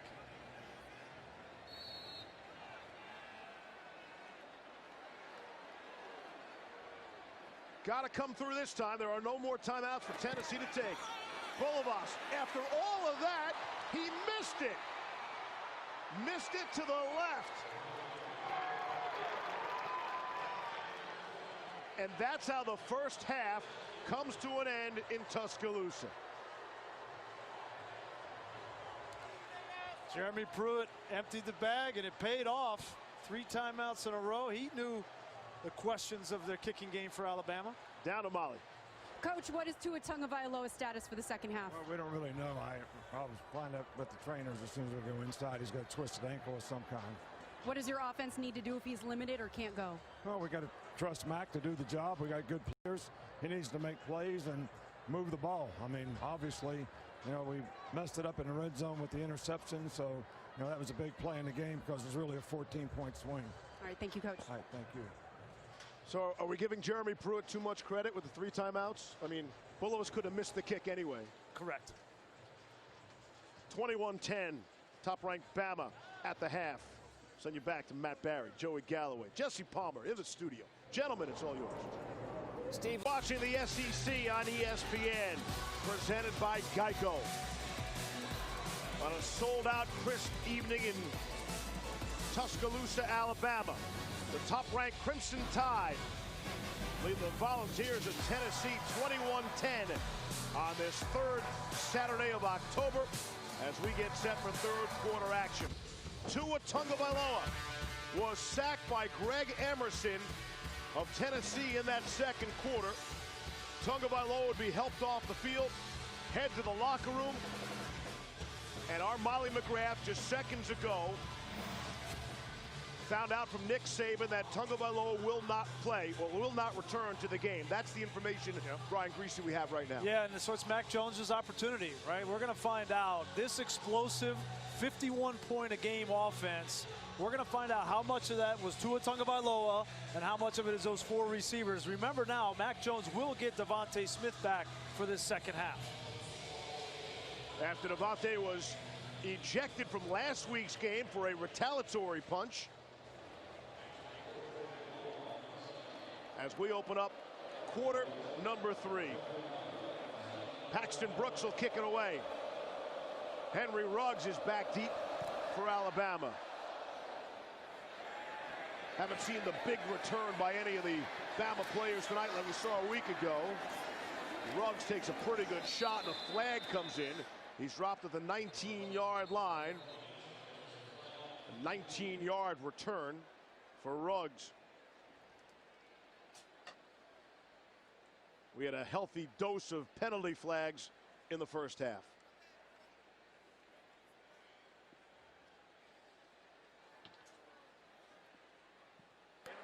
Personal foul, blindside block on the return by number 18.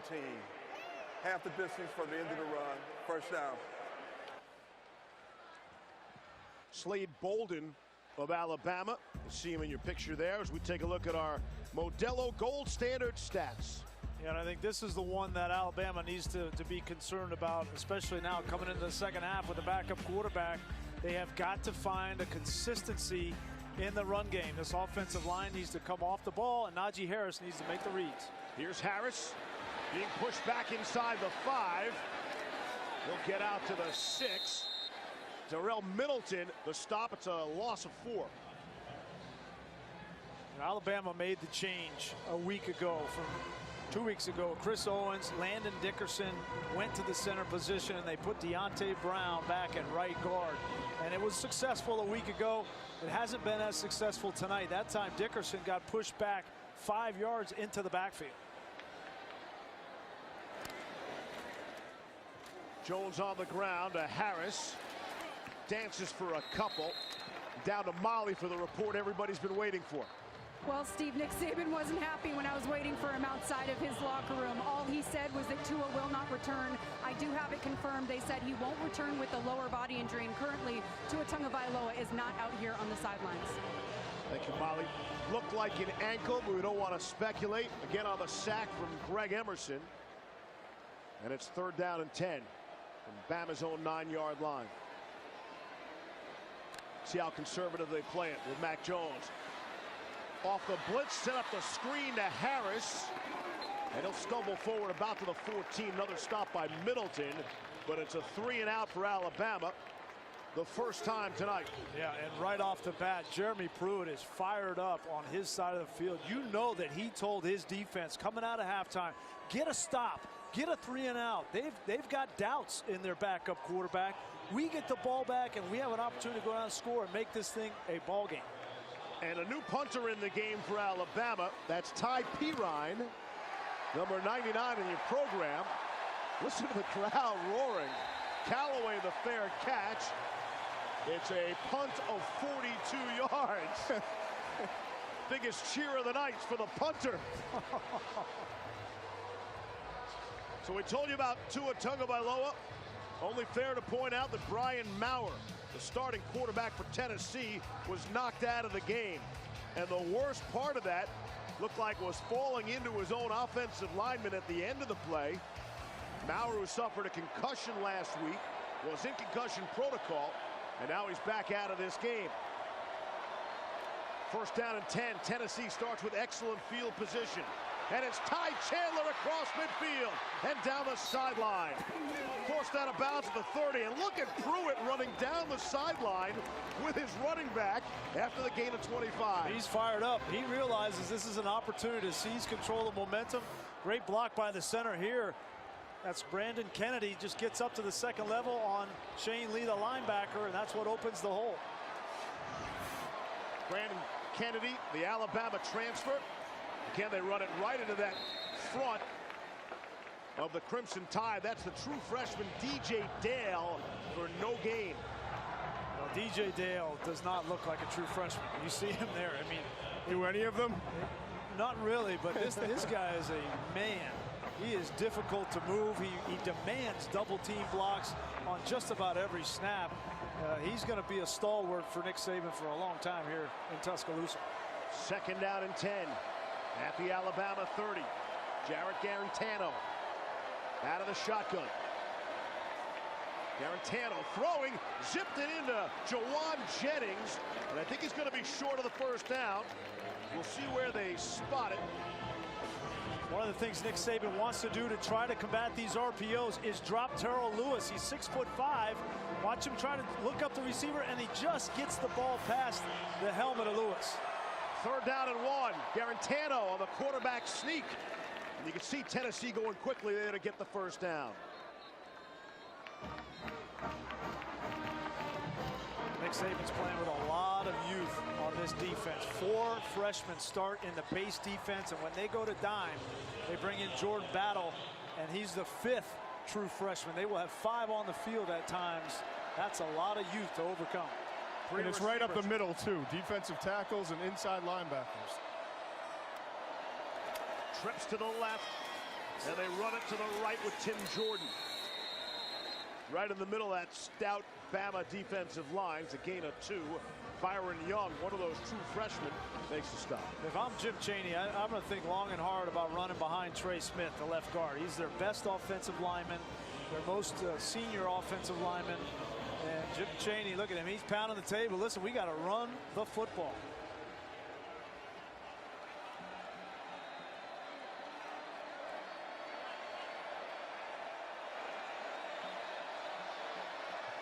Man-to-man across the board.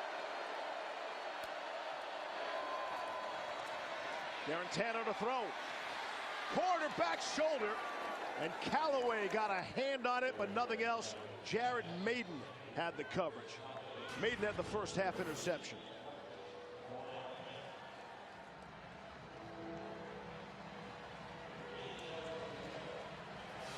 Alabama's choosing to match up their linebacker, Christian Harris, on Jauan Jennings. If they do it again here in this situation, Jarrett Guarantano has got to target him. They are fired up on that Tennessee sideline. So the coach is getting into it there.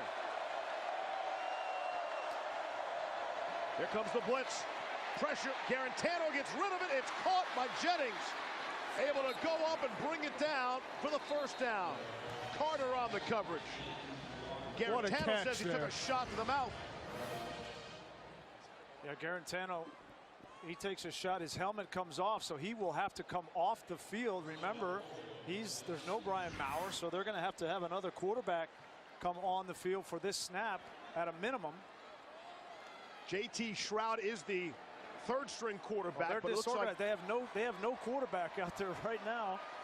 like Jennings is going to take it, maybe out of the Wildcat. Yep. Here's some leadership for you from the 5th-year senior. 4 to snap it. They get it away, and Jennings will run with it. Turn the corner, and knocked out before he hits the goal line. There is a flag down. That could have been disastrous. We'll see if they avoided that. I think they're going to get Tim Jordan holding on the edge. The running back was out there exposed and looked like he had some cloth in his hand. Holding. Offense, number 64. 10-yard penalty. Replay 1st down. Well, that's not Jordan. That's Wanye Morris, the left tackle. What a great effort there from Jauan Jennings. Here's Morris.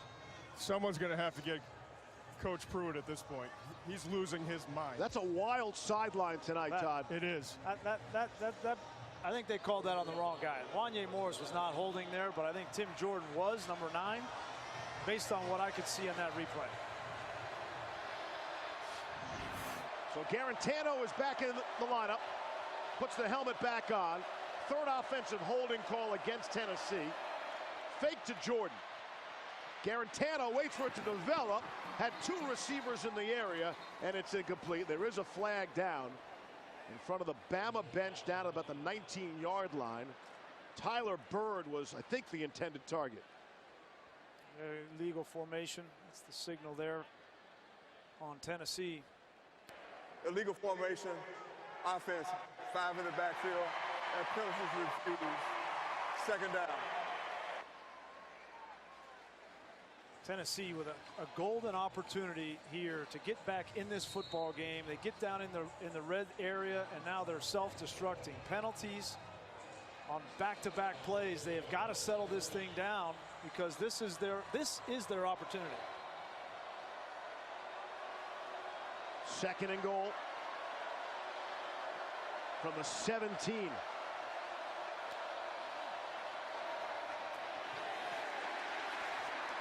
It's Jordan for 2.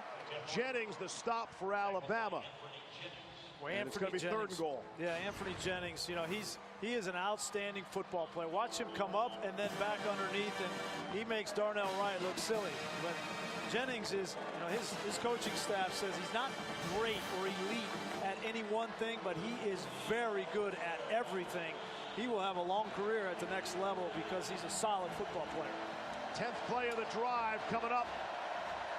Crowd starts to roar.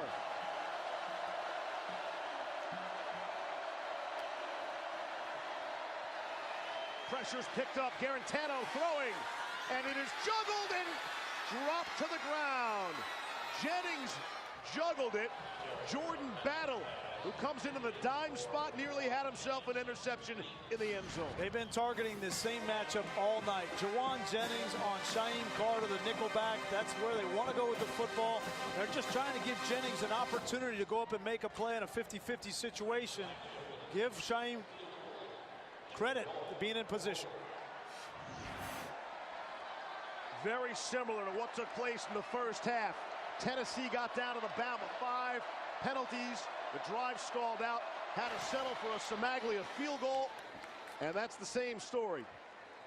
He was good in the first half from 37. He's good in the second half from 32.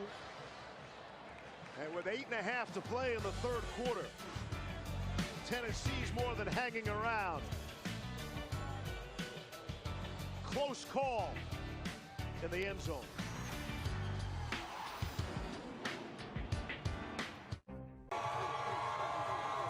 Taco Bell is celebrating student sections and passionate fans like these by awarding the Live Más Student Section of the Year.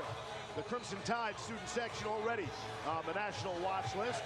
Go to ESPN.com/Taco Bell to see how your school can compete or get the committee's attention by using the hashtag Live Más Student Section Contest. And I believe the Bama fans have already gotten the committee's attention. Pretty sure Molly's part of that committee. She's down on the field and hearing about it. Paxton Brooks will kick it away. Henry Ruggs from the goal line will run it out. Ruggs up the middle. Looks like he ran into his own guy and down to the 21-yard line. Should give him forward progress. They're going to spot at the 24. And that's where Alabama will take over, up 8. Another opportunity for Mac Jones. First drive after halftime, a 3-and-out. And you see the production with Tua and since. And if you believe Nick Saban, he's not coming back. He's not walking through that door for this second half. This is Mac Jones's game, and I don't think 21 points necessarily is going to win this game. I know you've never been nervous before, Grease, but I have been. Like when? When was the last time? Mac looks like it. Yeah, he looks got to settle down. From the 24, he's going to come out throwing. Jones lost one, put some air on it.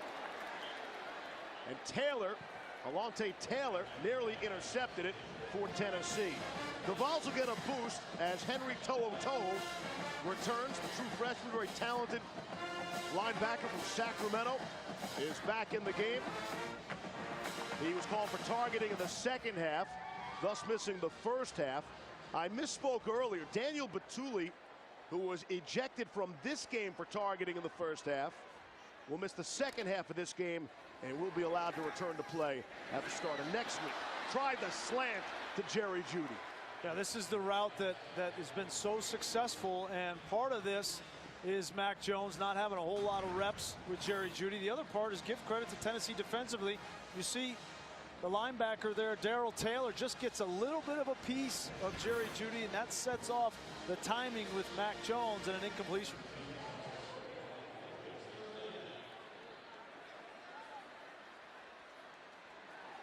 3rd down and 10.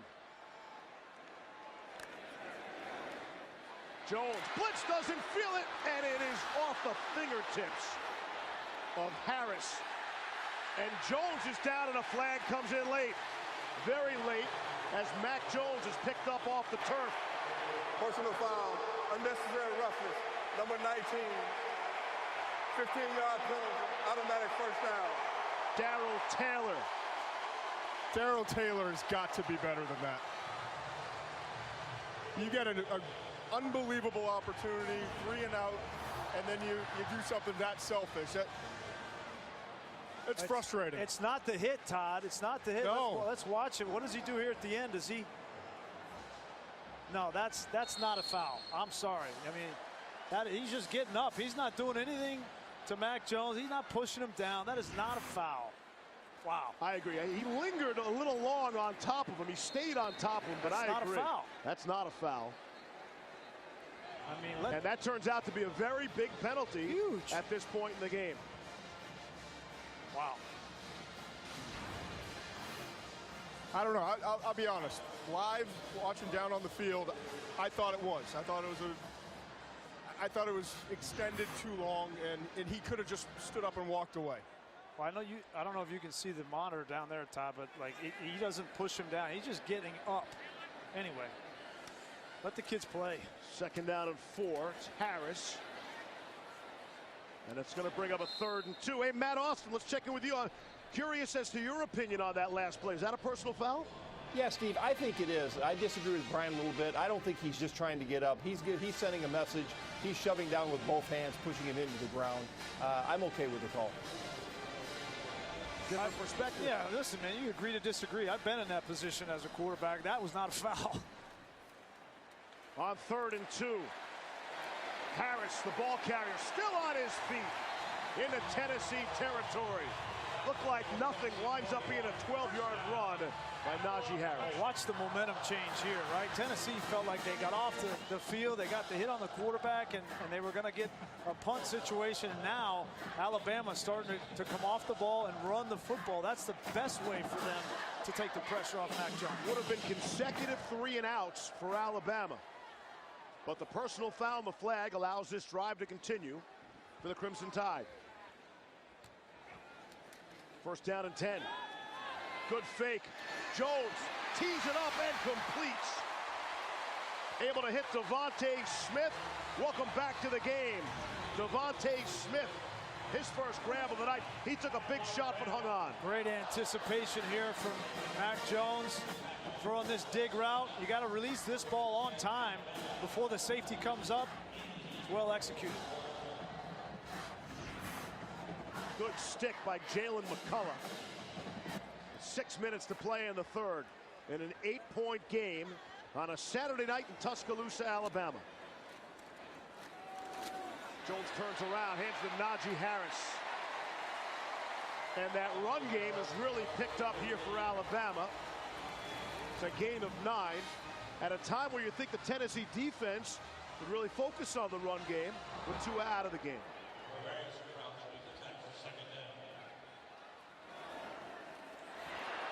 Here's Harris down to the 5. It's a gain of 9 on the play. Najee Harris is over 100 yards. Alabama has brought in their backup center, Chris Owens. He's wearing number 84, and he's at a tight end position. They're in a heavy set. It's Harris, not that time, into the teeth of that Tennessee defense led by Darrell Middleton. But this is a change philosophically from Steve Sarkisian and Nick Saban, knowing exactly what's happening in the game. There you see Chris Owens. He's been the starting center most of the year, and he got hurt. Normally number 79, he's wearing 84 so that they can use him as an extra tight end, and that's Evan Neal down on the field, the true freshman left guard. It's been a tough game tonight. Been a physical game. Both teams feeling the effects.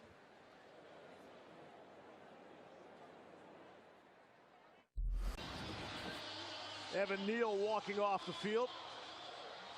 It's dapped up by Chris Owens. Big part of the running game for Alabama as we check out tonight's King of the Moment, brought to you by Burger King. And it's been Najee Harris. In the first half, he made some plays catching the football. But here in this drive, it's been on the ground. He's now over 100 yards rushing in this football game. And they're going to need him to finish this one out.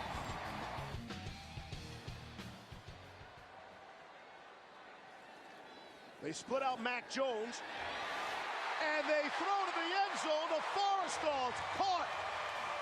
Slade Bolden hits Miller Forrestall in the end zone for the Alabama touchdown. Wow. Give credit to Steve Sarkisian. He puts the wide receiver, the redshirt freshman, Slade Bolden, into the game, runs a little play action with Forrestall wide open in the middle of the field. Really well executed. You wonder if they had that drawn up with Tua during the week and still ran it with Mac Jones, knowing that, you know, Mac Jones probably hasn't had a whole lot of reps in the red zone throwing the football. It's a great call. You know what Slade Bolden played in high school, Grease? You know his position? Not quarterback. Quarterback. 3,000 plus yards of total offense. Everybody's a high school quarterback. The new lights, the new LED system here, and the old lights from your cell phone like you're attending a concert. The old days, you take out a lighter. Yeah, what happened to the lighter? Hey, kids, look it up. Everybody has cigars here tonight. They should have a lighter. You're watching college football on ESPN, presented by Geico. Here's Ty Chandler. Banged down at the 20. Here's Molly with the latest on Tua. Well, Steve, Tua is back in the locker room with that lower body injury. He stepped out while everyone was away from the tunnel and just went back into the locker room. He is out of his uniform. He's visibly limping, and it looks like he's favoring his left leg. Thank you, Molly. Saw the sack there by Greg Emerson in the first half. Yeah, you hate to see that, right? He went through so much of that a year ago, and to have a very similar looking injury, that's tough. Tennessee's already lost their starting quarterback, Brian Maurer. And as Jarrett Garantano was throwing for Jawan Jennings, there is a flag down. Xavier McKinney on the coverage there. That's only the first or second time I've mentioned McKinney's name. Yeah, McKinney's, I think, their best player on defense. Pass interference, defense, number 15.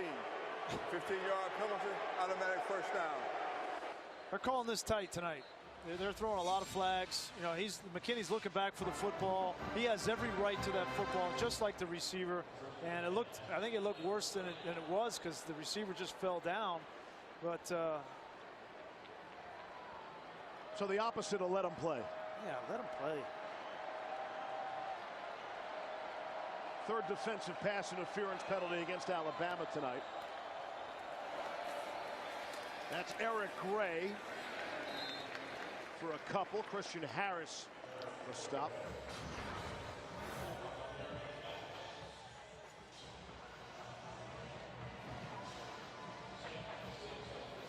Those are the Mr. and Mrs. Tagovailoa heading back to the Alabama locker room to visit with their son.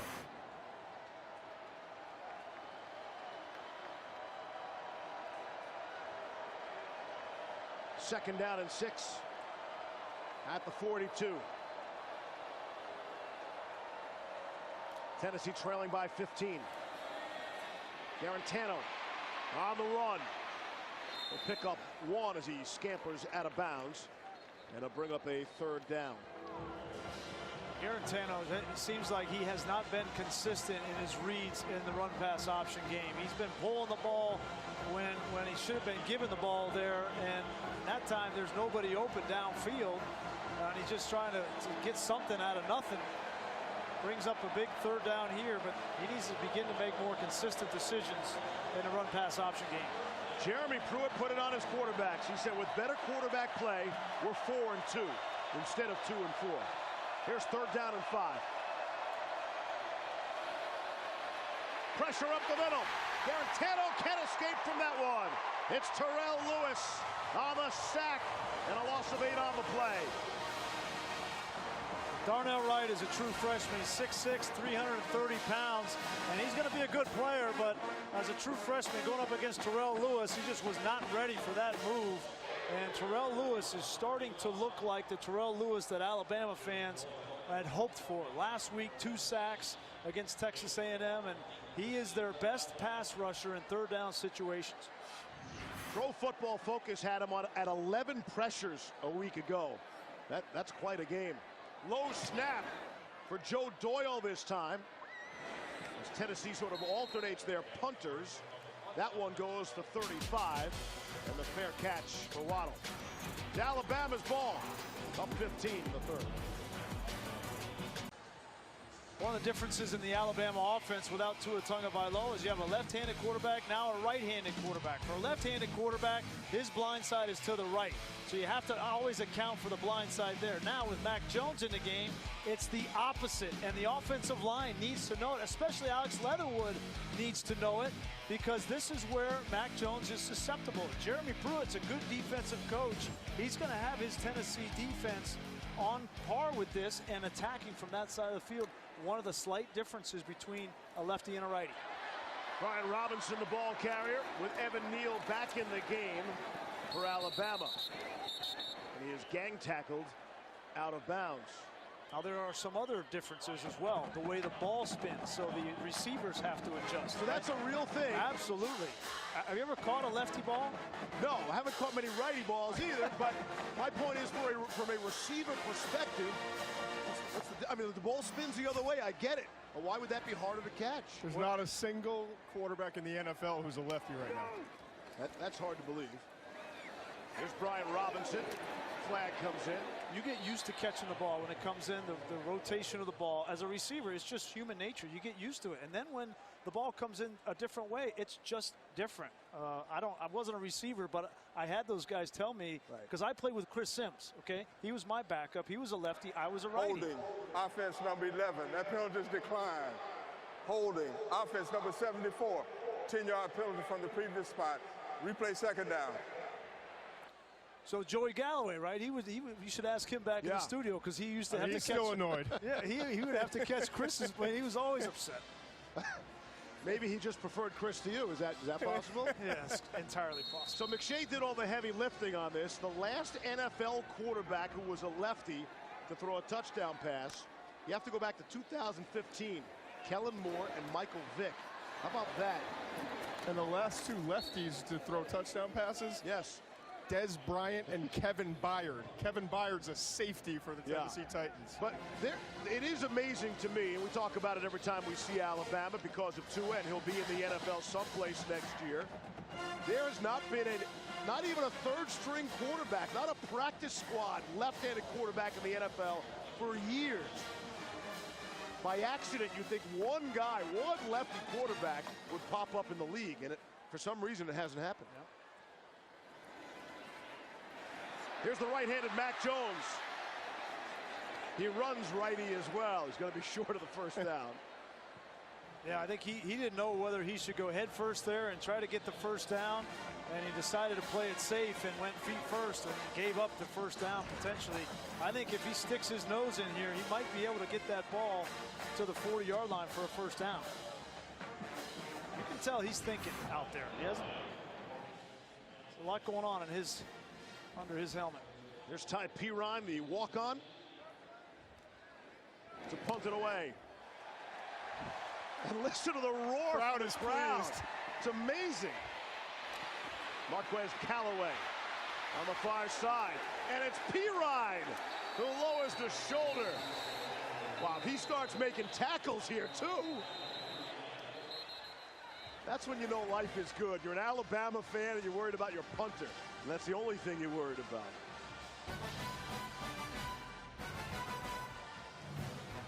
Next week, the rivalry that dates back to 1887. It's Notre Dame and Michigan, 7:30 on ABC and streaming live on the ESPN app. Got us to thinking. I don't know if you heard, Grease was 3-0 all-time against Ohio State. And who's that guy on the right? I don't recognize him. He's pretty good. Tommy? He's pretty good. Things have worked out for Tom Brady at the pro level. Pretty impressive. That's back when, we used to play the Notre Dame rivalry every year, and then Notre Dame decided to take some time off, and I'm glad that they're back playing. Tim Jordan, the ball carrier. So Penn State beats Michigan tonight, 28-21. Yeah. In that epic atmosphere, the whiteout in Happy Valley. Yeah, and a tough loss for Jim Harbaugh. I mean, that's a hard-fought game, and Shea Patterson doing the most that he can, but Jim Harbaugh has not won the big game, and that's a tough loss, and it's not going to get any easier next week. That'll do it for the third quarter. It's Alabama without Tua, up 15, going to the fourth. Grease, you should say something, otherwise we can't afford the rights to Sweet Home Alabama, so you don't want to pay for that coming out of your massive salary. Down to Molly with the cigars are coming out as we get ready to start the fourth quarter. Molly, what's the latest? Well, Steve, there are reports on Twitter that Tua Tagovailoa went to the hospital in an ambulance. I just ran around outside the stadium, and a security guard told me he has since returned in the ambulance, and he limped back to the locker room. All right. We love the Twitterverse. They're going to go Wildcat with Jauan Jennings to open up quarter number 4. And he will run out of it and run right into the wall that is that Alabama defense led by Anthony Jennings. This is from Twitter for video. Wow. Hey, that was a quick ride to and from the hospital already. No idea what that was about.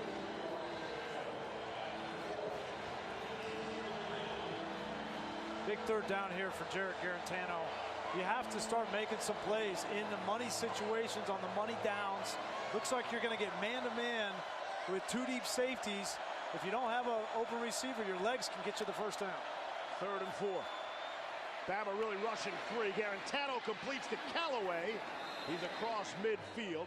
Patrick Surtain dragged him down after the gain of 13. First down, Vols. Yeah, 2-score game here. Tennessee is in this ball game in the fourth quarter. That's the headline. And can they make the plays that they need to from the quarterback position to win this football game? It has to start here. Tennessee's defense has done their part. First down and 10.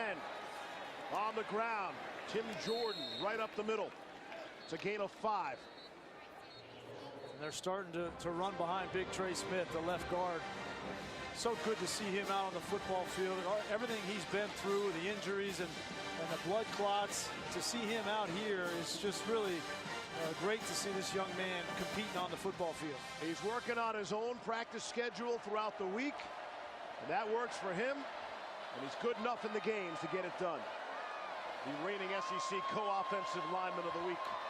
Second down and 5. Again, it's on the ground.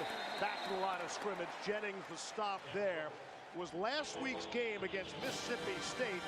The Bulldogs closed the gap, and Tennessee went on a 91-yard scoring drive, imposing their will, led by that running game a week ago.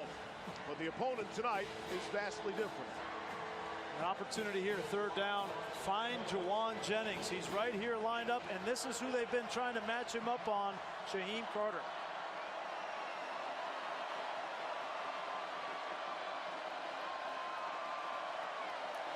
That's Jennings in motion.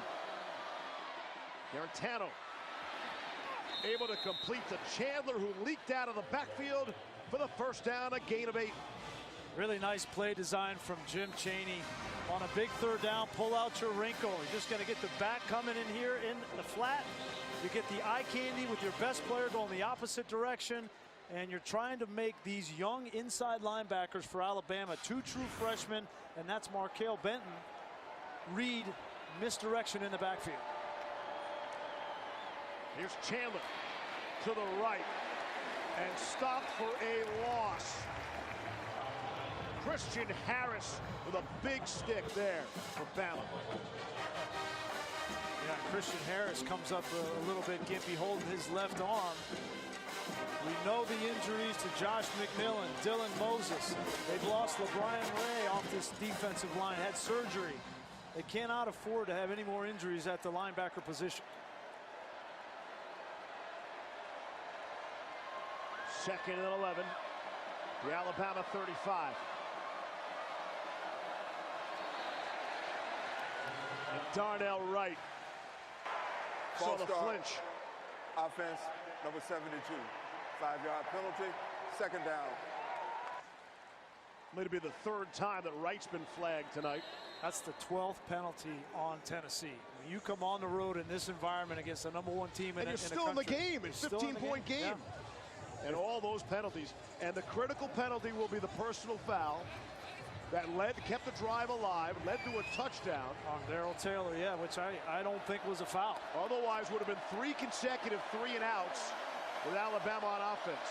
10 of the 12 penalties accepted against Tennessee have been on offense. Garantano underneath. And Dominic Wood-Anderson for the grab. Give him about 6 there. It's third down. Brings up the third down of this drive. Jim Chaney has reached into his bag of tricks the first 2 times. Garantano has executed them. Does he have one more in him? And you got to wonder if they don't get the first down here. 4-down territory. Yeah, Brian, this has got to be 2-down territory, right? Yep.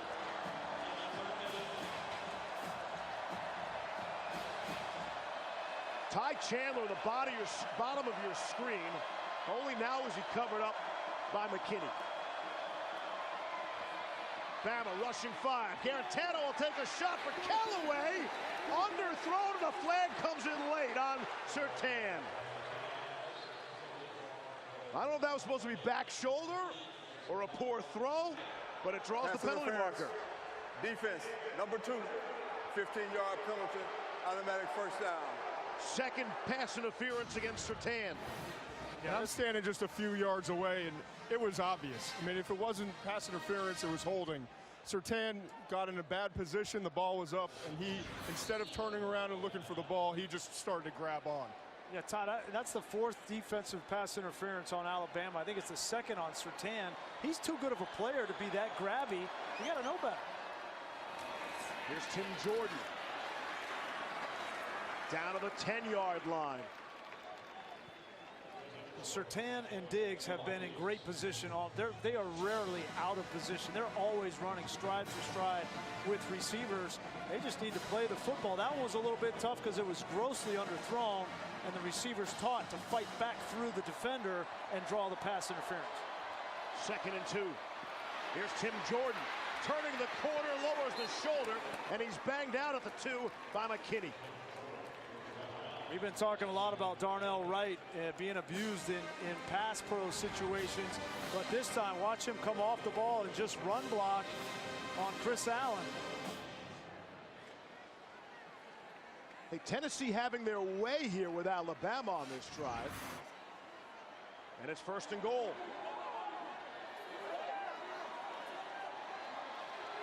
Back in the Wildcat with Jordan.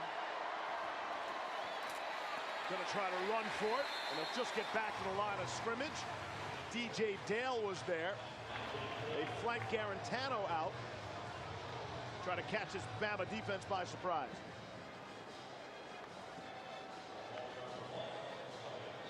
I really like when they had Juwan Jennings in the Wildcat. You know, he scored down here the last time they were inside the red zone. It was only called back because of the holding call, but I like his speed to the perimeter from the Wildcat. Garantano back in there. That's Jordan to his right. Gives it to him. Anthony Jennings, the stop, gain of 1. Well, you see the struggle for Jim Chaney and Jeremy Pruitt. They do not want to put the ball in Jarrett Garantano's hands down here to throw the football. It's tight windows.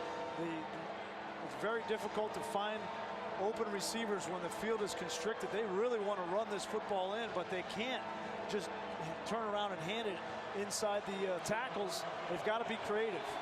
13th play of this drive upcoming. Crouch is in as the blocking back down to the goal line. Going to be stopped short. No decision here. Yeah. On 4th and what should be inches. The only decision is, what are you going to run? You run, you pass. Whatever they're going to do it quickly. Quarterback sneak. Garantano tried to get there, and the ball comes out. Trayvon Diggs running down the sideline. Trayvon Diggs, nobody's going to catch him. There are no flags. This will be a 100-yard scoop and score for Alabama.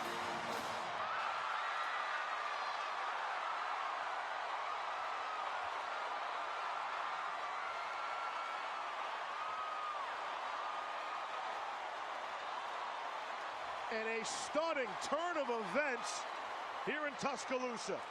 Jeremy Pruitt was beside himself. They call the hurry-up quarterback sneak. Garantano decides to go up and over. You don't typically see that, but when you extend that football, now obviously it's 4th down, so if you fumble it, not a huge deal. You got to get in the end zone, but you're not expecting Diggs to pick that ball up and run it back 100 yards for a touchdown.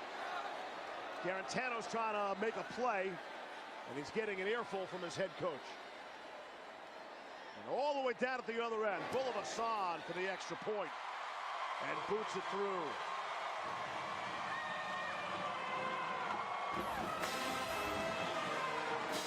On this 3rd Saturday of October, Garantano can't get over. Jeremy Pruitt has been beside himself pretty much all season about Garantano and the way that he's not protected the football, and grabs the face mask of Garantano.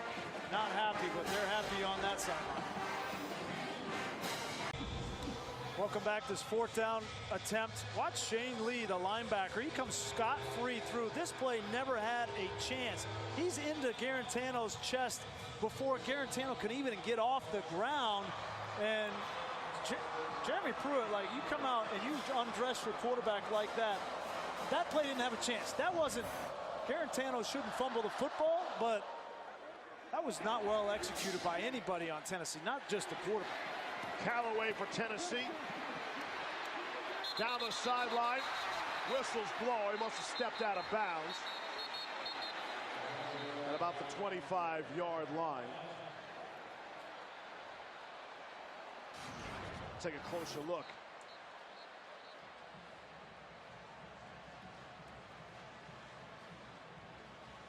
There's that foot, the left foot out of bounds. So everybody in the building knew that play was coming, right? You speed up to go fast. We see it all the time. The quarterback just wants to reach over with the ball and break the plane. But yes, there was no chance of success as Lee snuffed it out.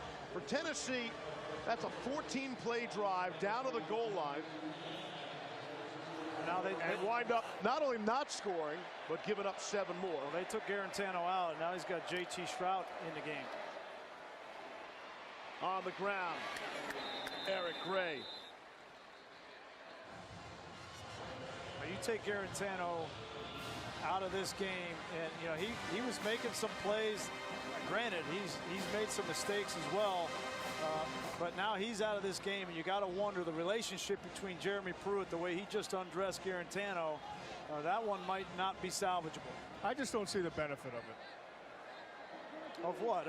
Of undressing your quarterback on a play that you called. Right.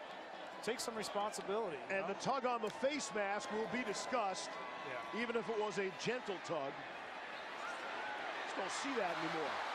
Knocked away by Trayvon Diggs, who just ran 100 yards coast to coast for that last Alabama touchdown. Josh Palmer is their speed receiver, their big play guy down the field. He was beyond Diggs there. He was open. If Shrout was able to get that ball another 5 yards downfield, that was a touchdown. And Shrout is known for having a rocket arm. Redshirt freshman from Santa Clarita, California.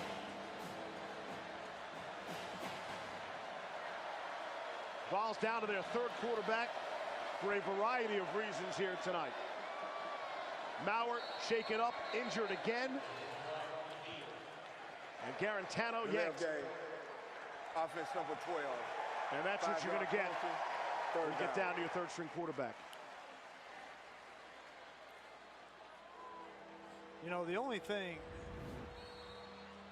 take a look at our Zaxby's play. The only thing I can think of here, okay? is if there was a play called and Garantano decided that I'm just going to go rogue and hurry up and call my own number. Be the hero. Right. That would lead to, that would make sense to lead to a situation that you saw from Jeremy Pruitt. Trout is going to be taken down. It's Terrell Lewis. Drops him back at the 15-yard line. Loss of 15 on the play. And what a great spin move from Lewis. I mean, that's Lewis, when he's healthy, man, right. he's one of the best outside edge rushers in all of college football. They're going to need him, Todd, right? With the LSU game coming up, they're going to need pass rush on the outside with Jennings and with Lewis. Because they just haven't, they don't have the interior pass rush guy like Quinnen Williams or Jonathan Allen. They need to create that pressure from the edges. Lewis just returned from the knee injury last week against A&M. They had the bye week prior to that, so fully unleashed and raring to go. They'll get another bye before the LSU game. There's Jalen Waddle trying to make a few people miss. Waddle with that shoulder pad flapping in the wind. Jalen Waddle into Vols territory to the 38-yard line of Tennessee. It's a 45-yard return. What makes these punt returners special is when they have the vision, they combine the vision with the belief, right? And there's no fear in Waddle. Then the speed and the playmaking ability. I would never kick the ball to 17. You see Alabama leading in the series, winning 12 straight, but prior to 2007, Tennessee owned this series, winning 10 of the last 12. So they have had their way back in the day, and then Nick Saban showed up, and so that was the end of that. There's an injured Tennessee player down. It's Greg Emerson. He was the player that sacked Tua Tagovailoa in the second quarter, sending Tua to the locker room and maybe the hospital, although he's back.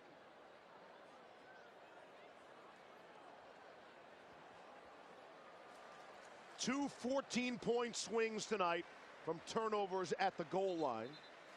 Just one of the many developing stories here tonight. Let's go back and take a look at that touchdown. You know, I mentioned that it might have been a run play and Garantano just went rogue. I think it actually was, because when you watch the left guard, Trey Smith, he pulls out. See, he pulls out and kicks out the defense.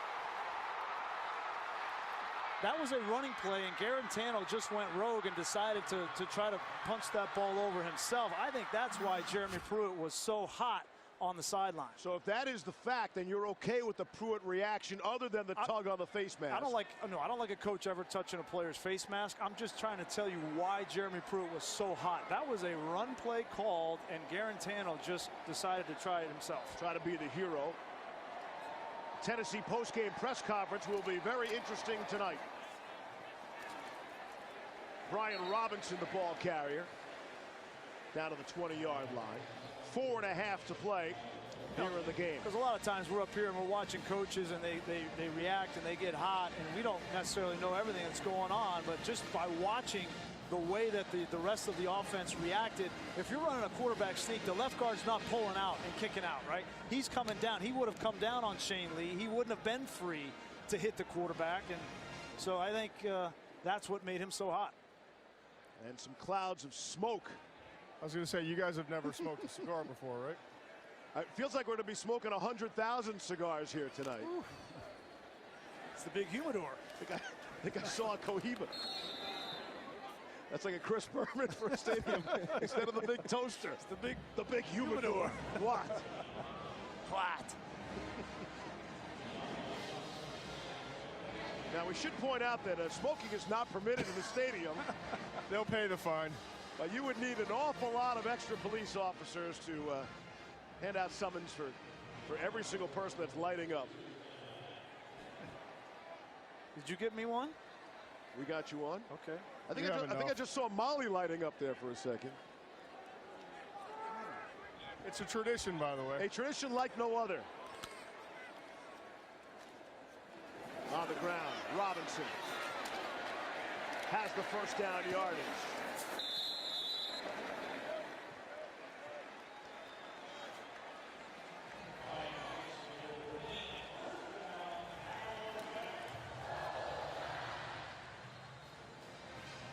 Tradition's been going on in this rivalry that's played on the third Saturday of October, the 102nd meeting, in which the winner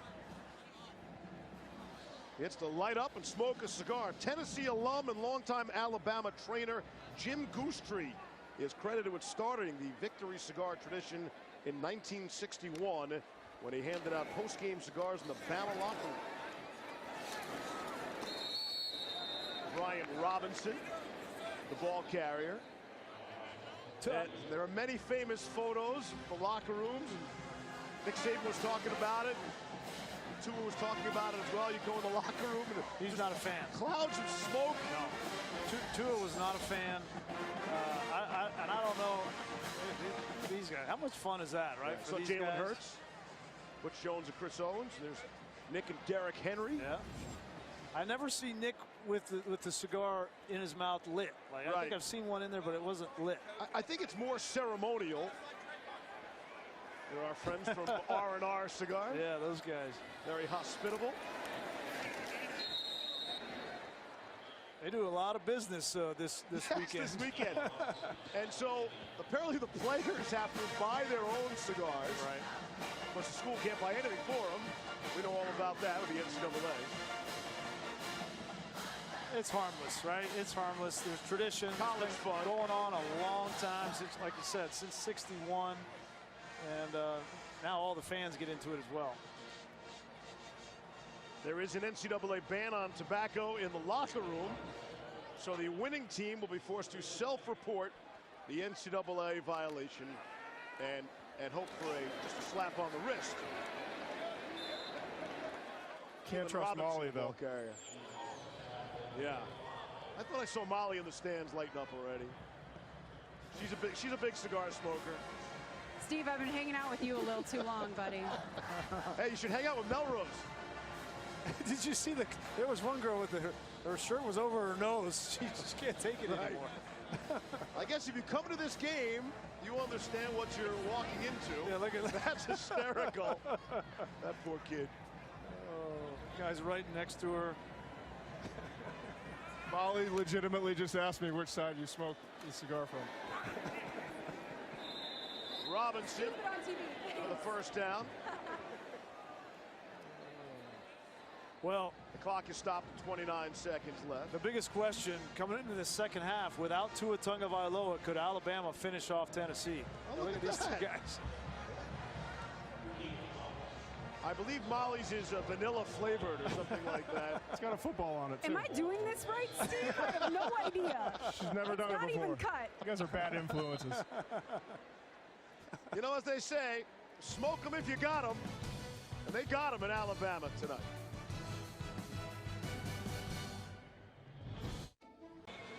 "58 degrees under smoky skies here in Tuscaloosa. 29 seconds left. The top-ranked Crimson Tide up 35-13. Scott Van Pelt is standing by with his version of SportsCenter. Lots of questions related to Tua Tagovailoa will need to be answered. Probably not tonight, but this week. Arkansas comes calling on Alabama next Saturday night here.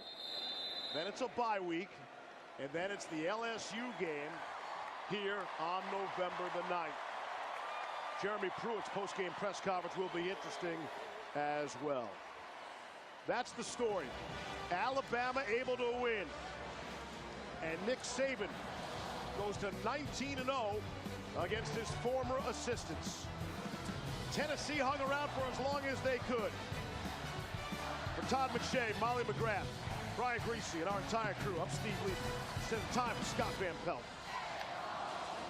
Leaves, thanks so much.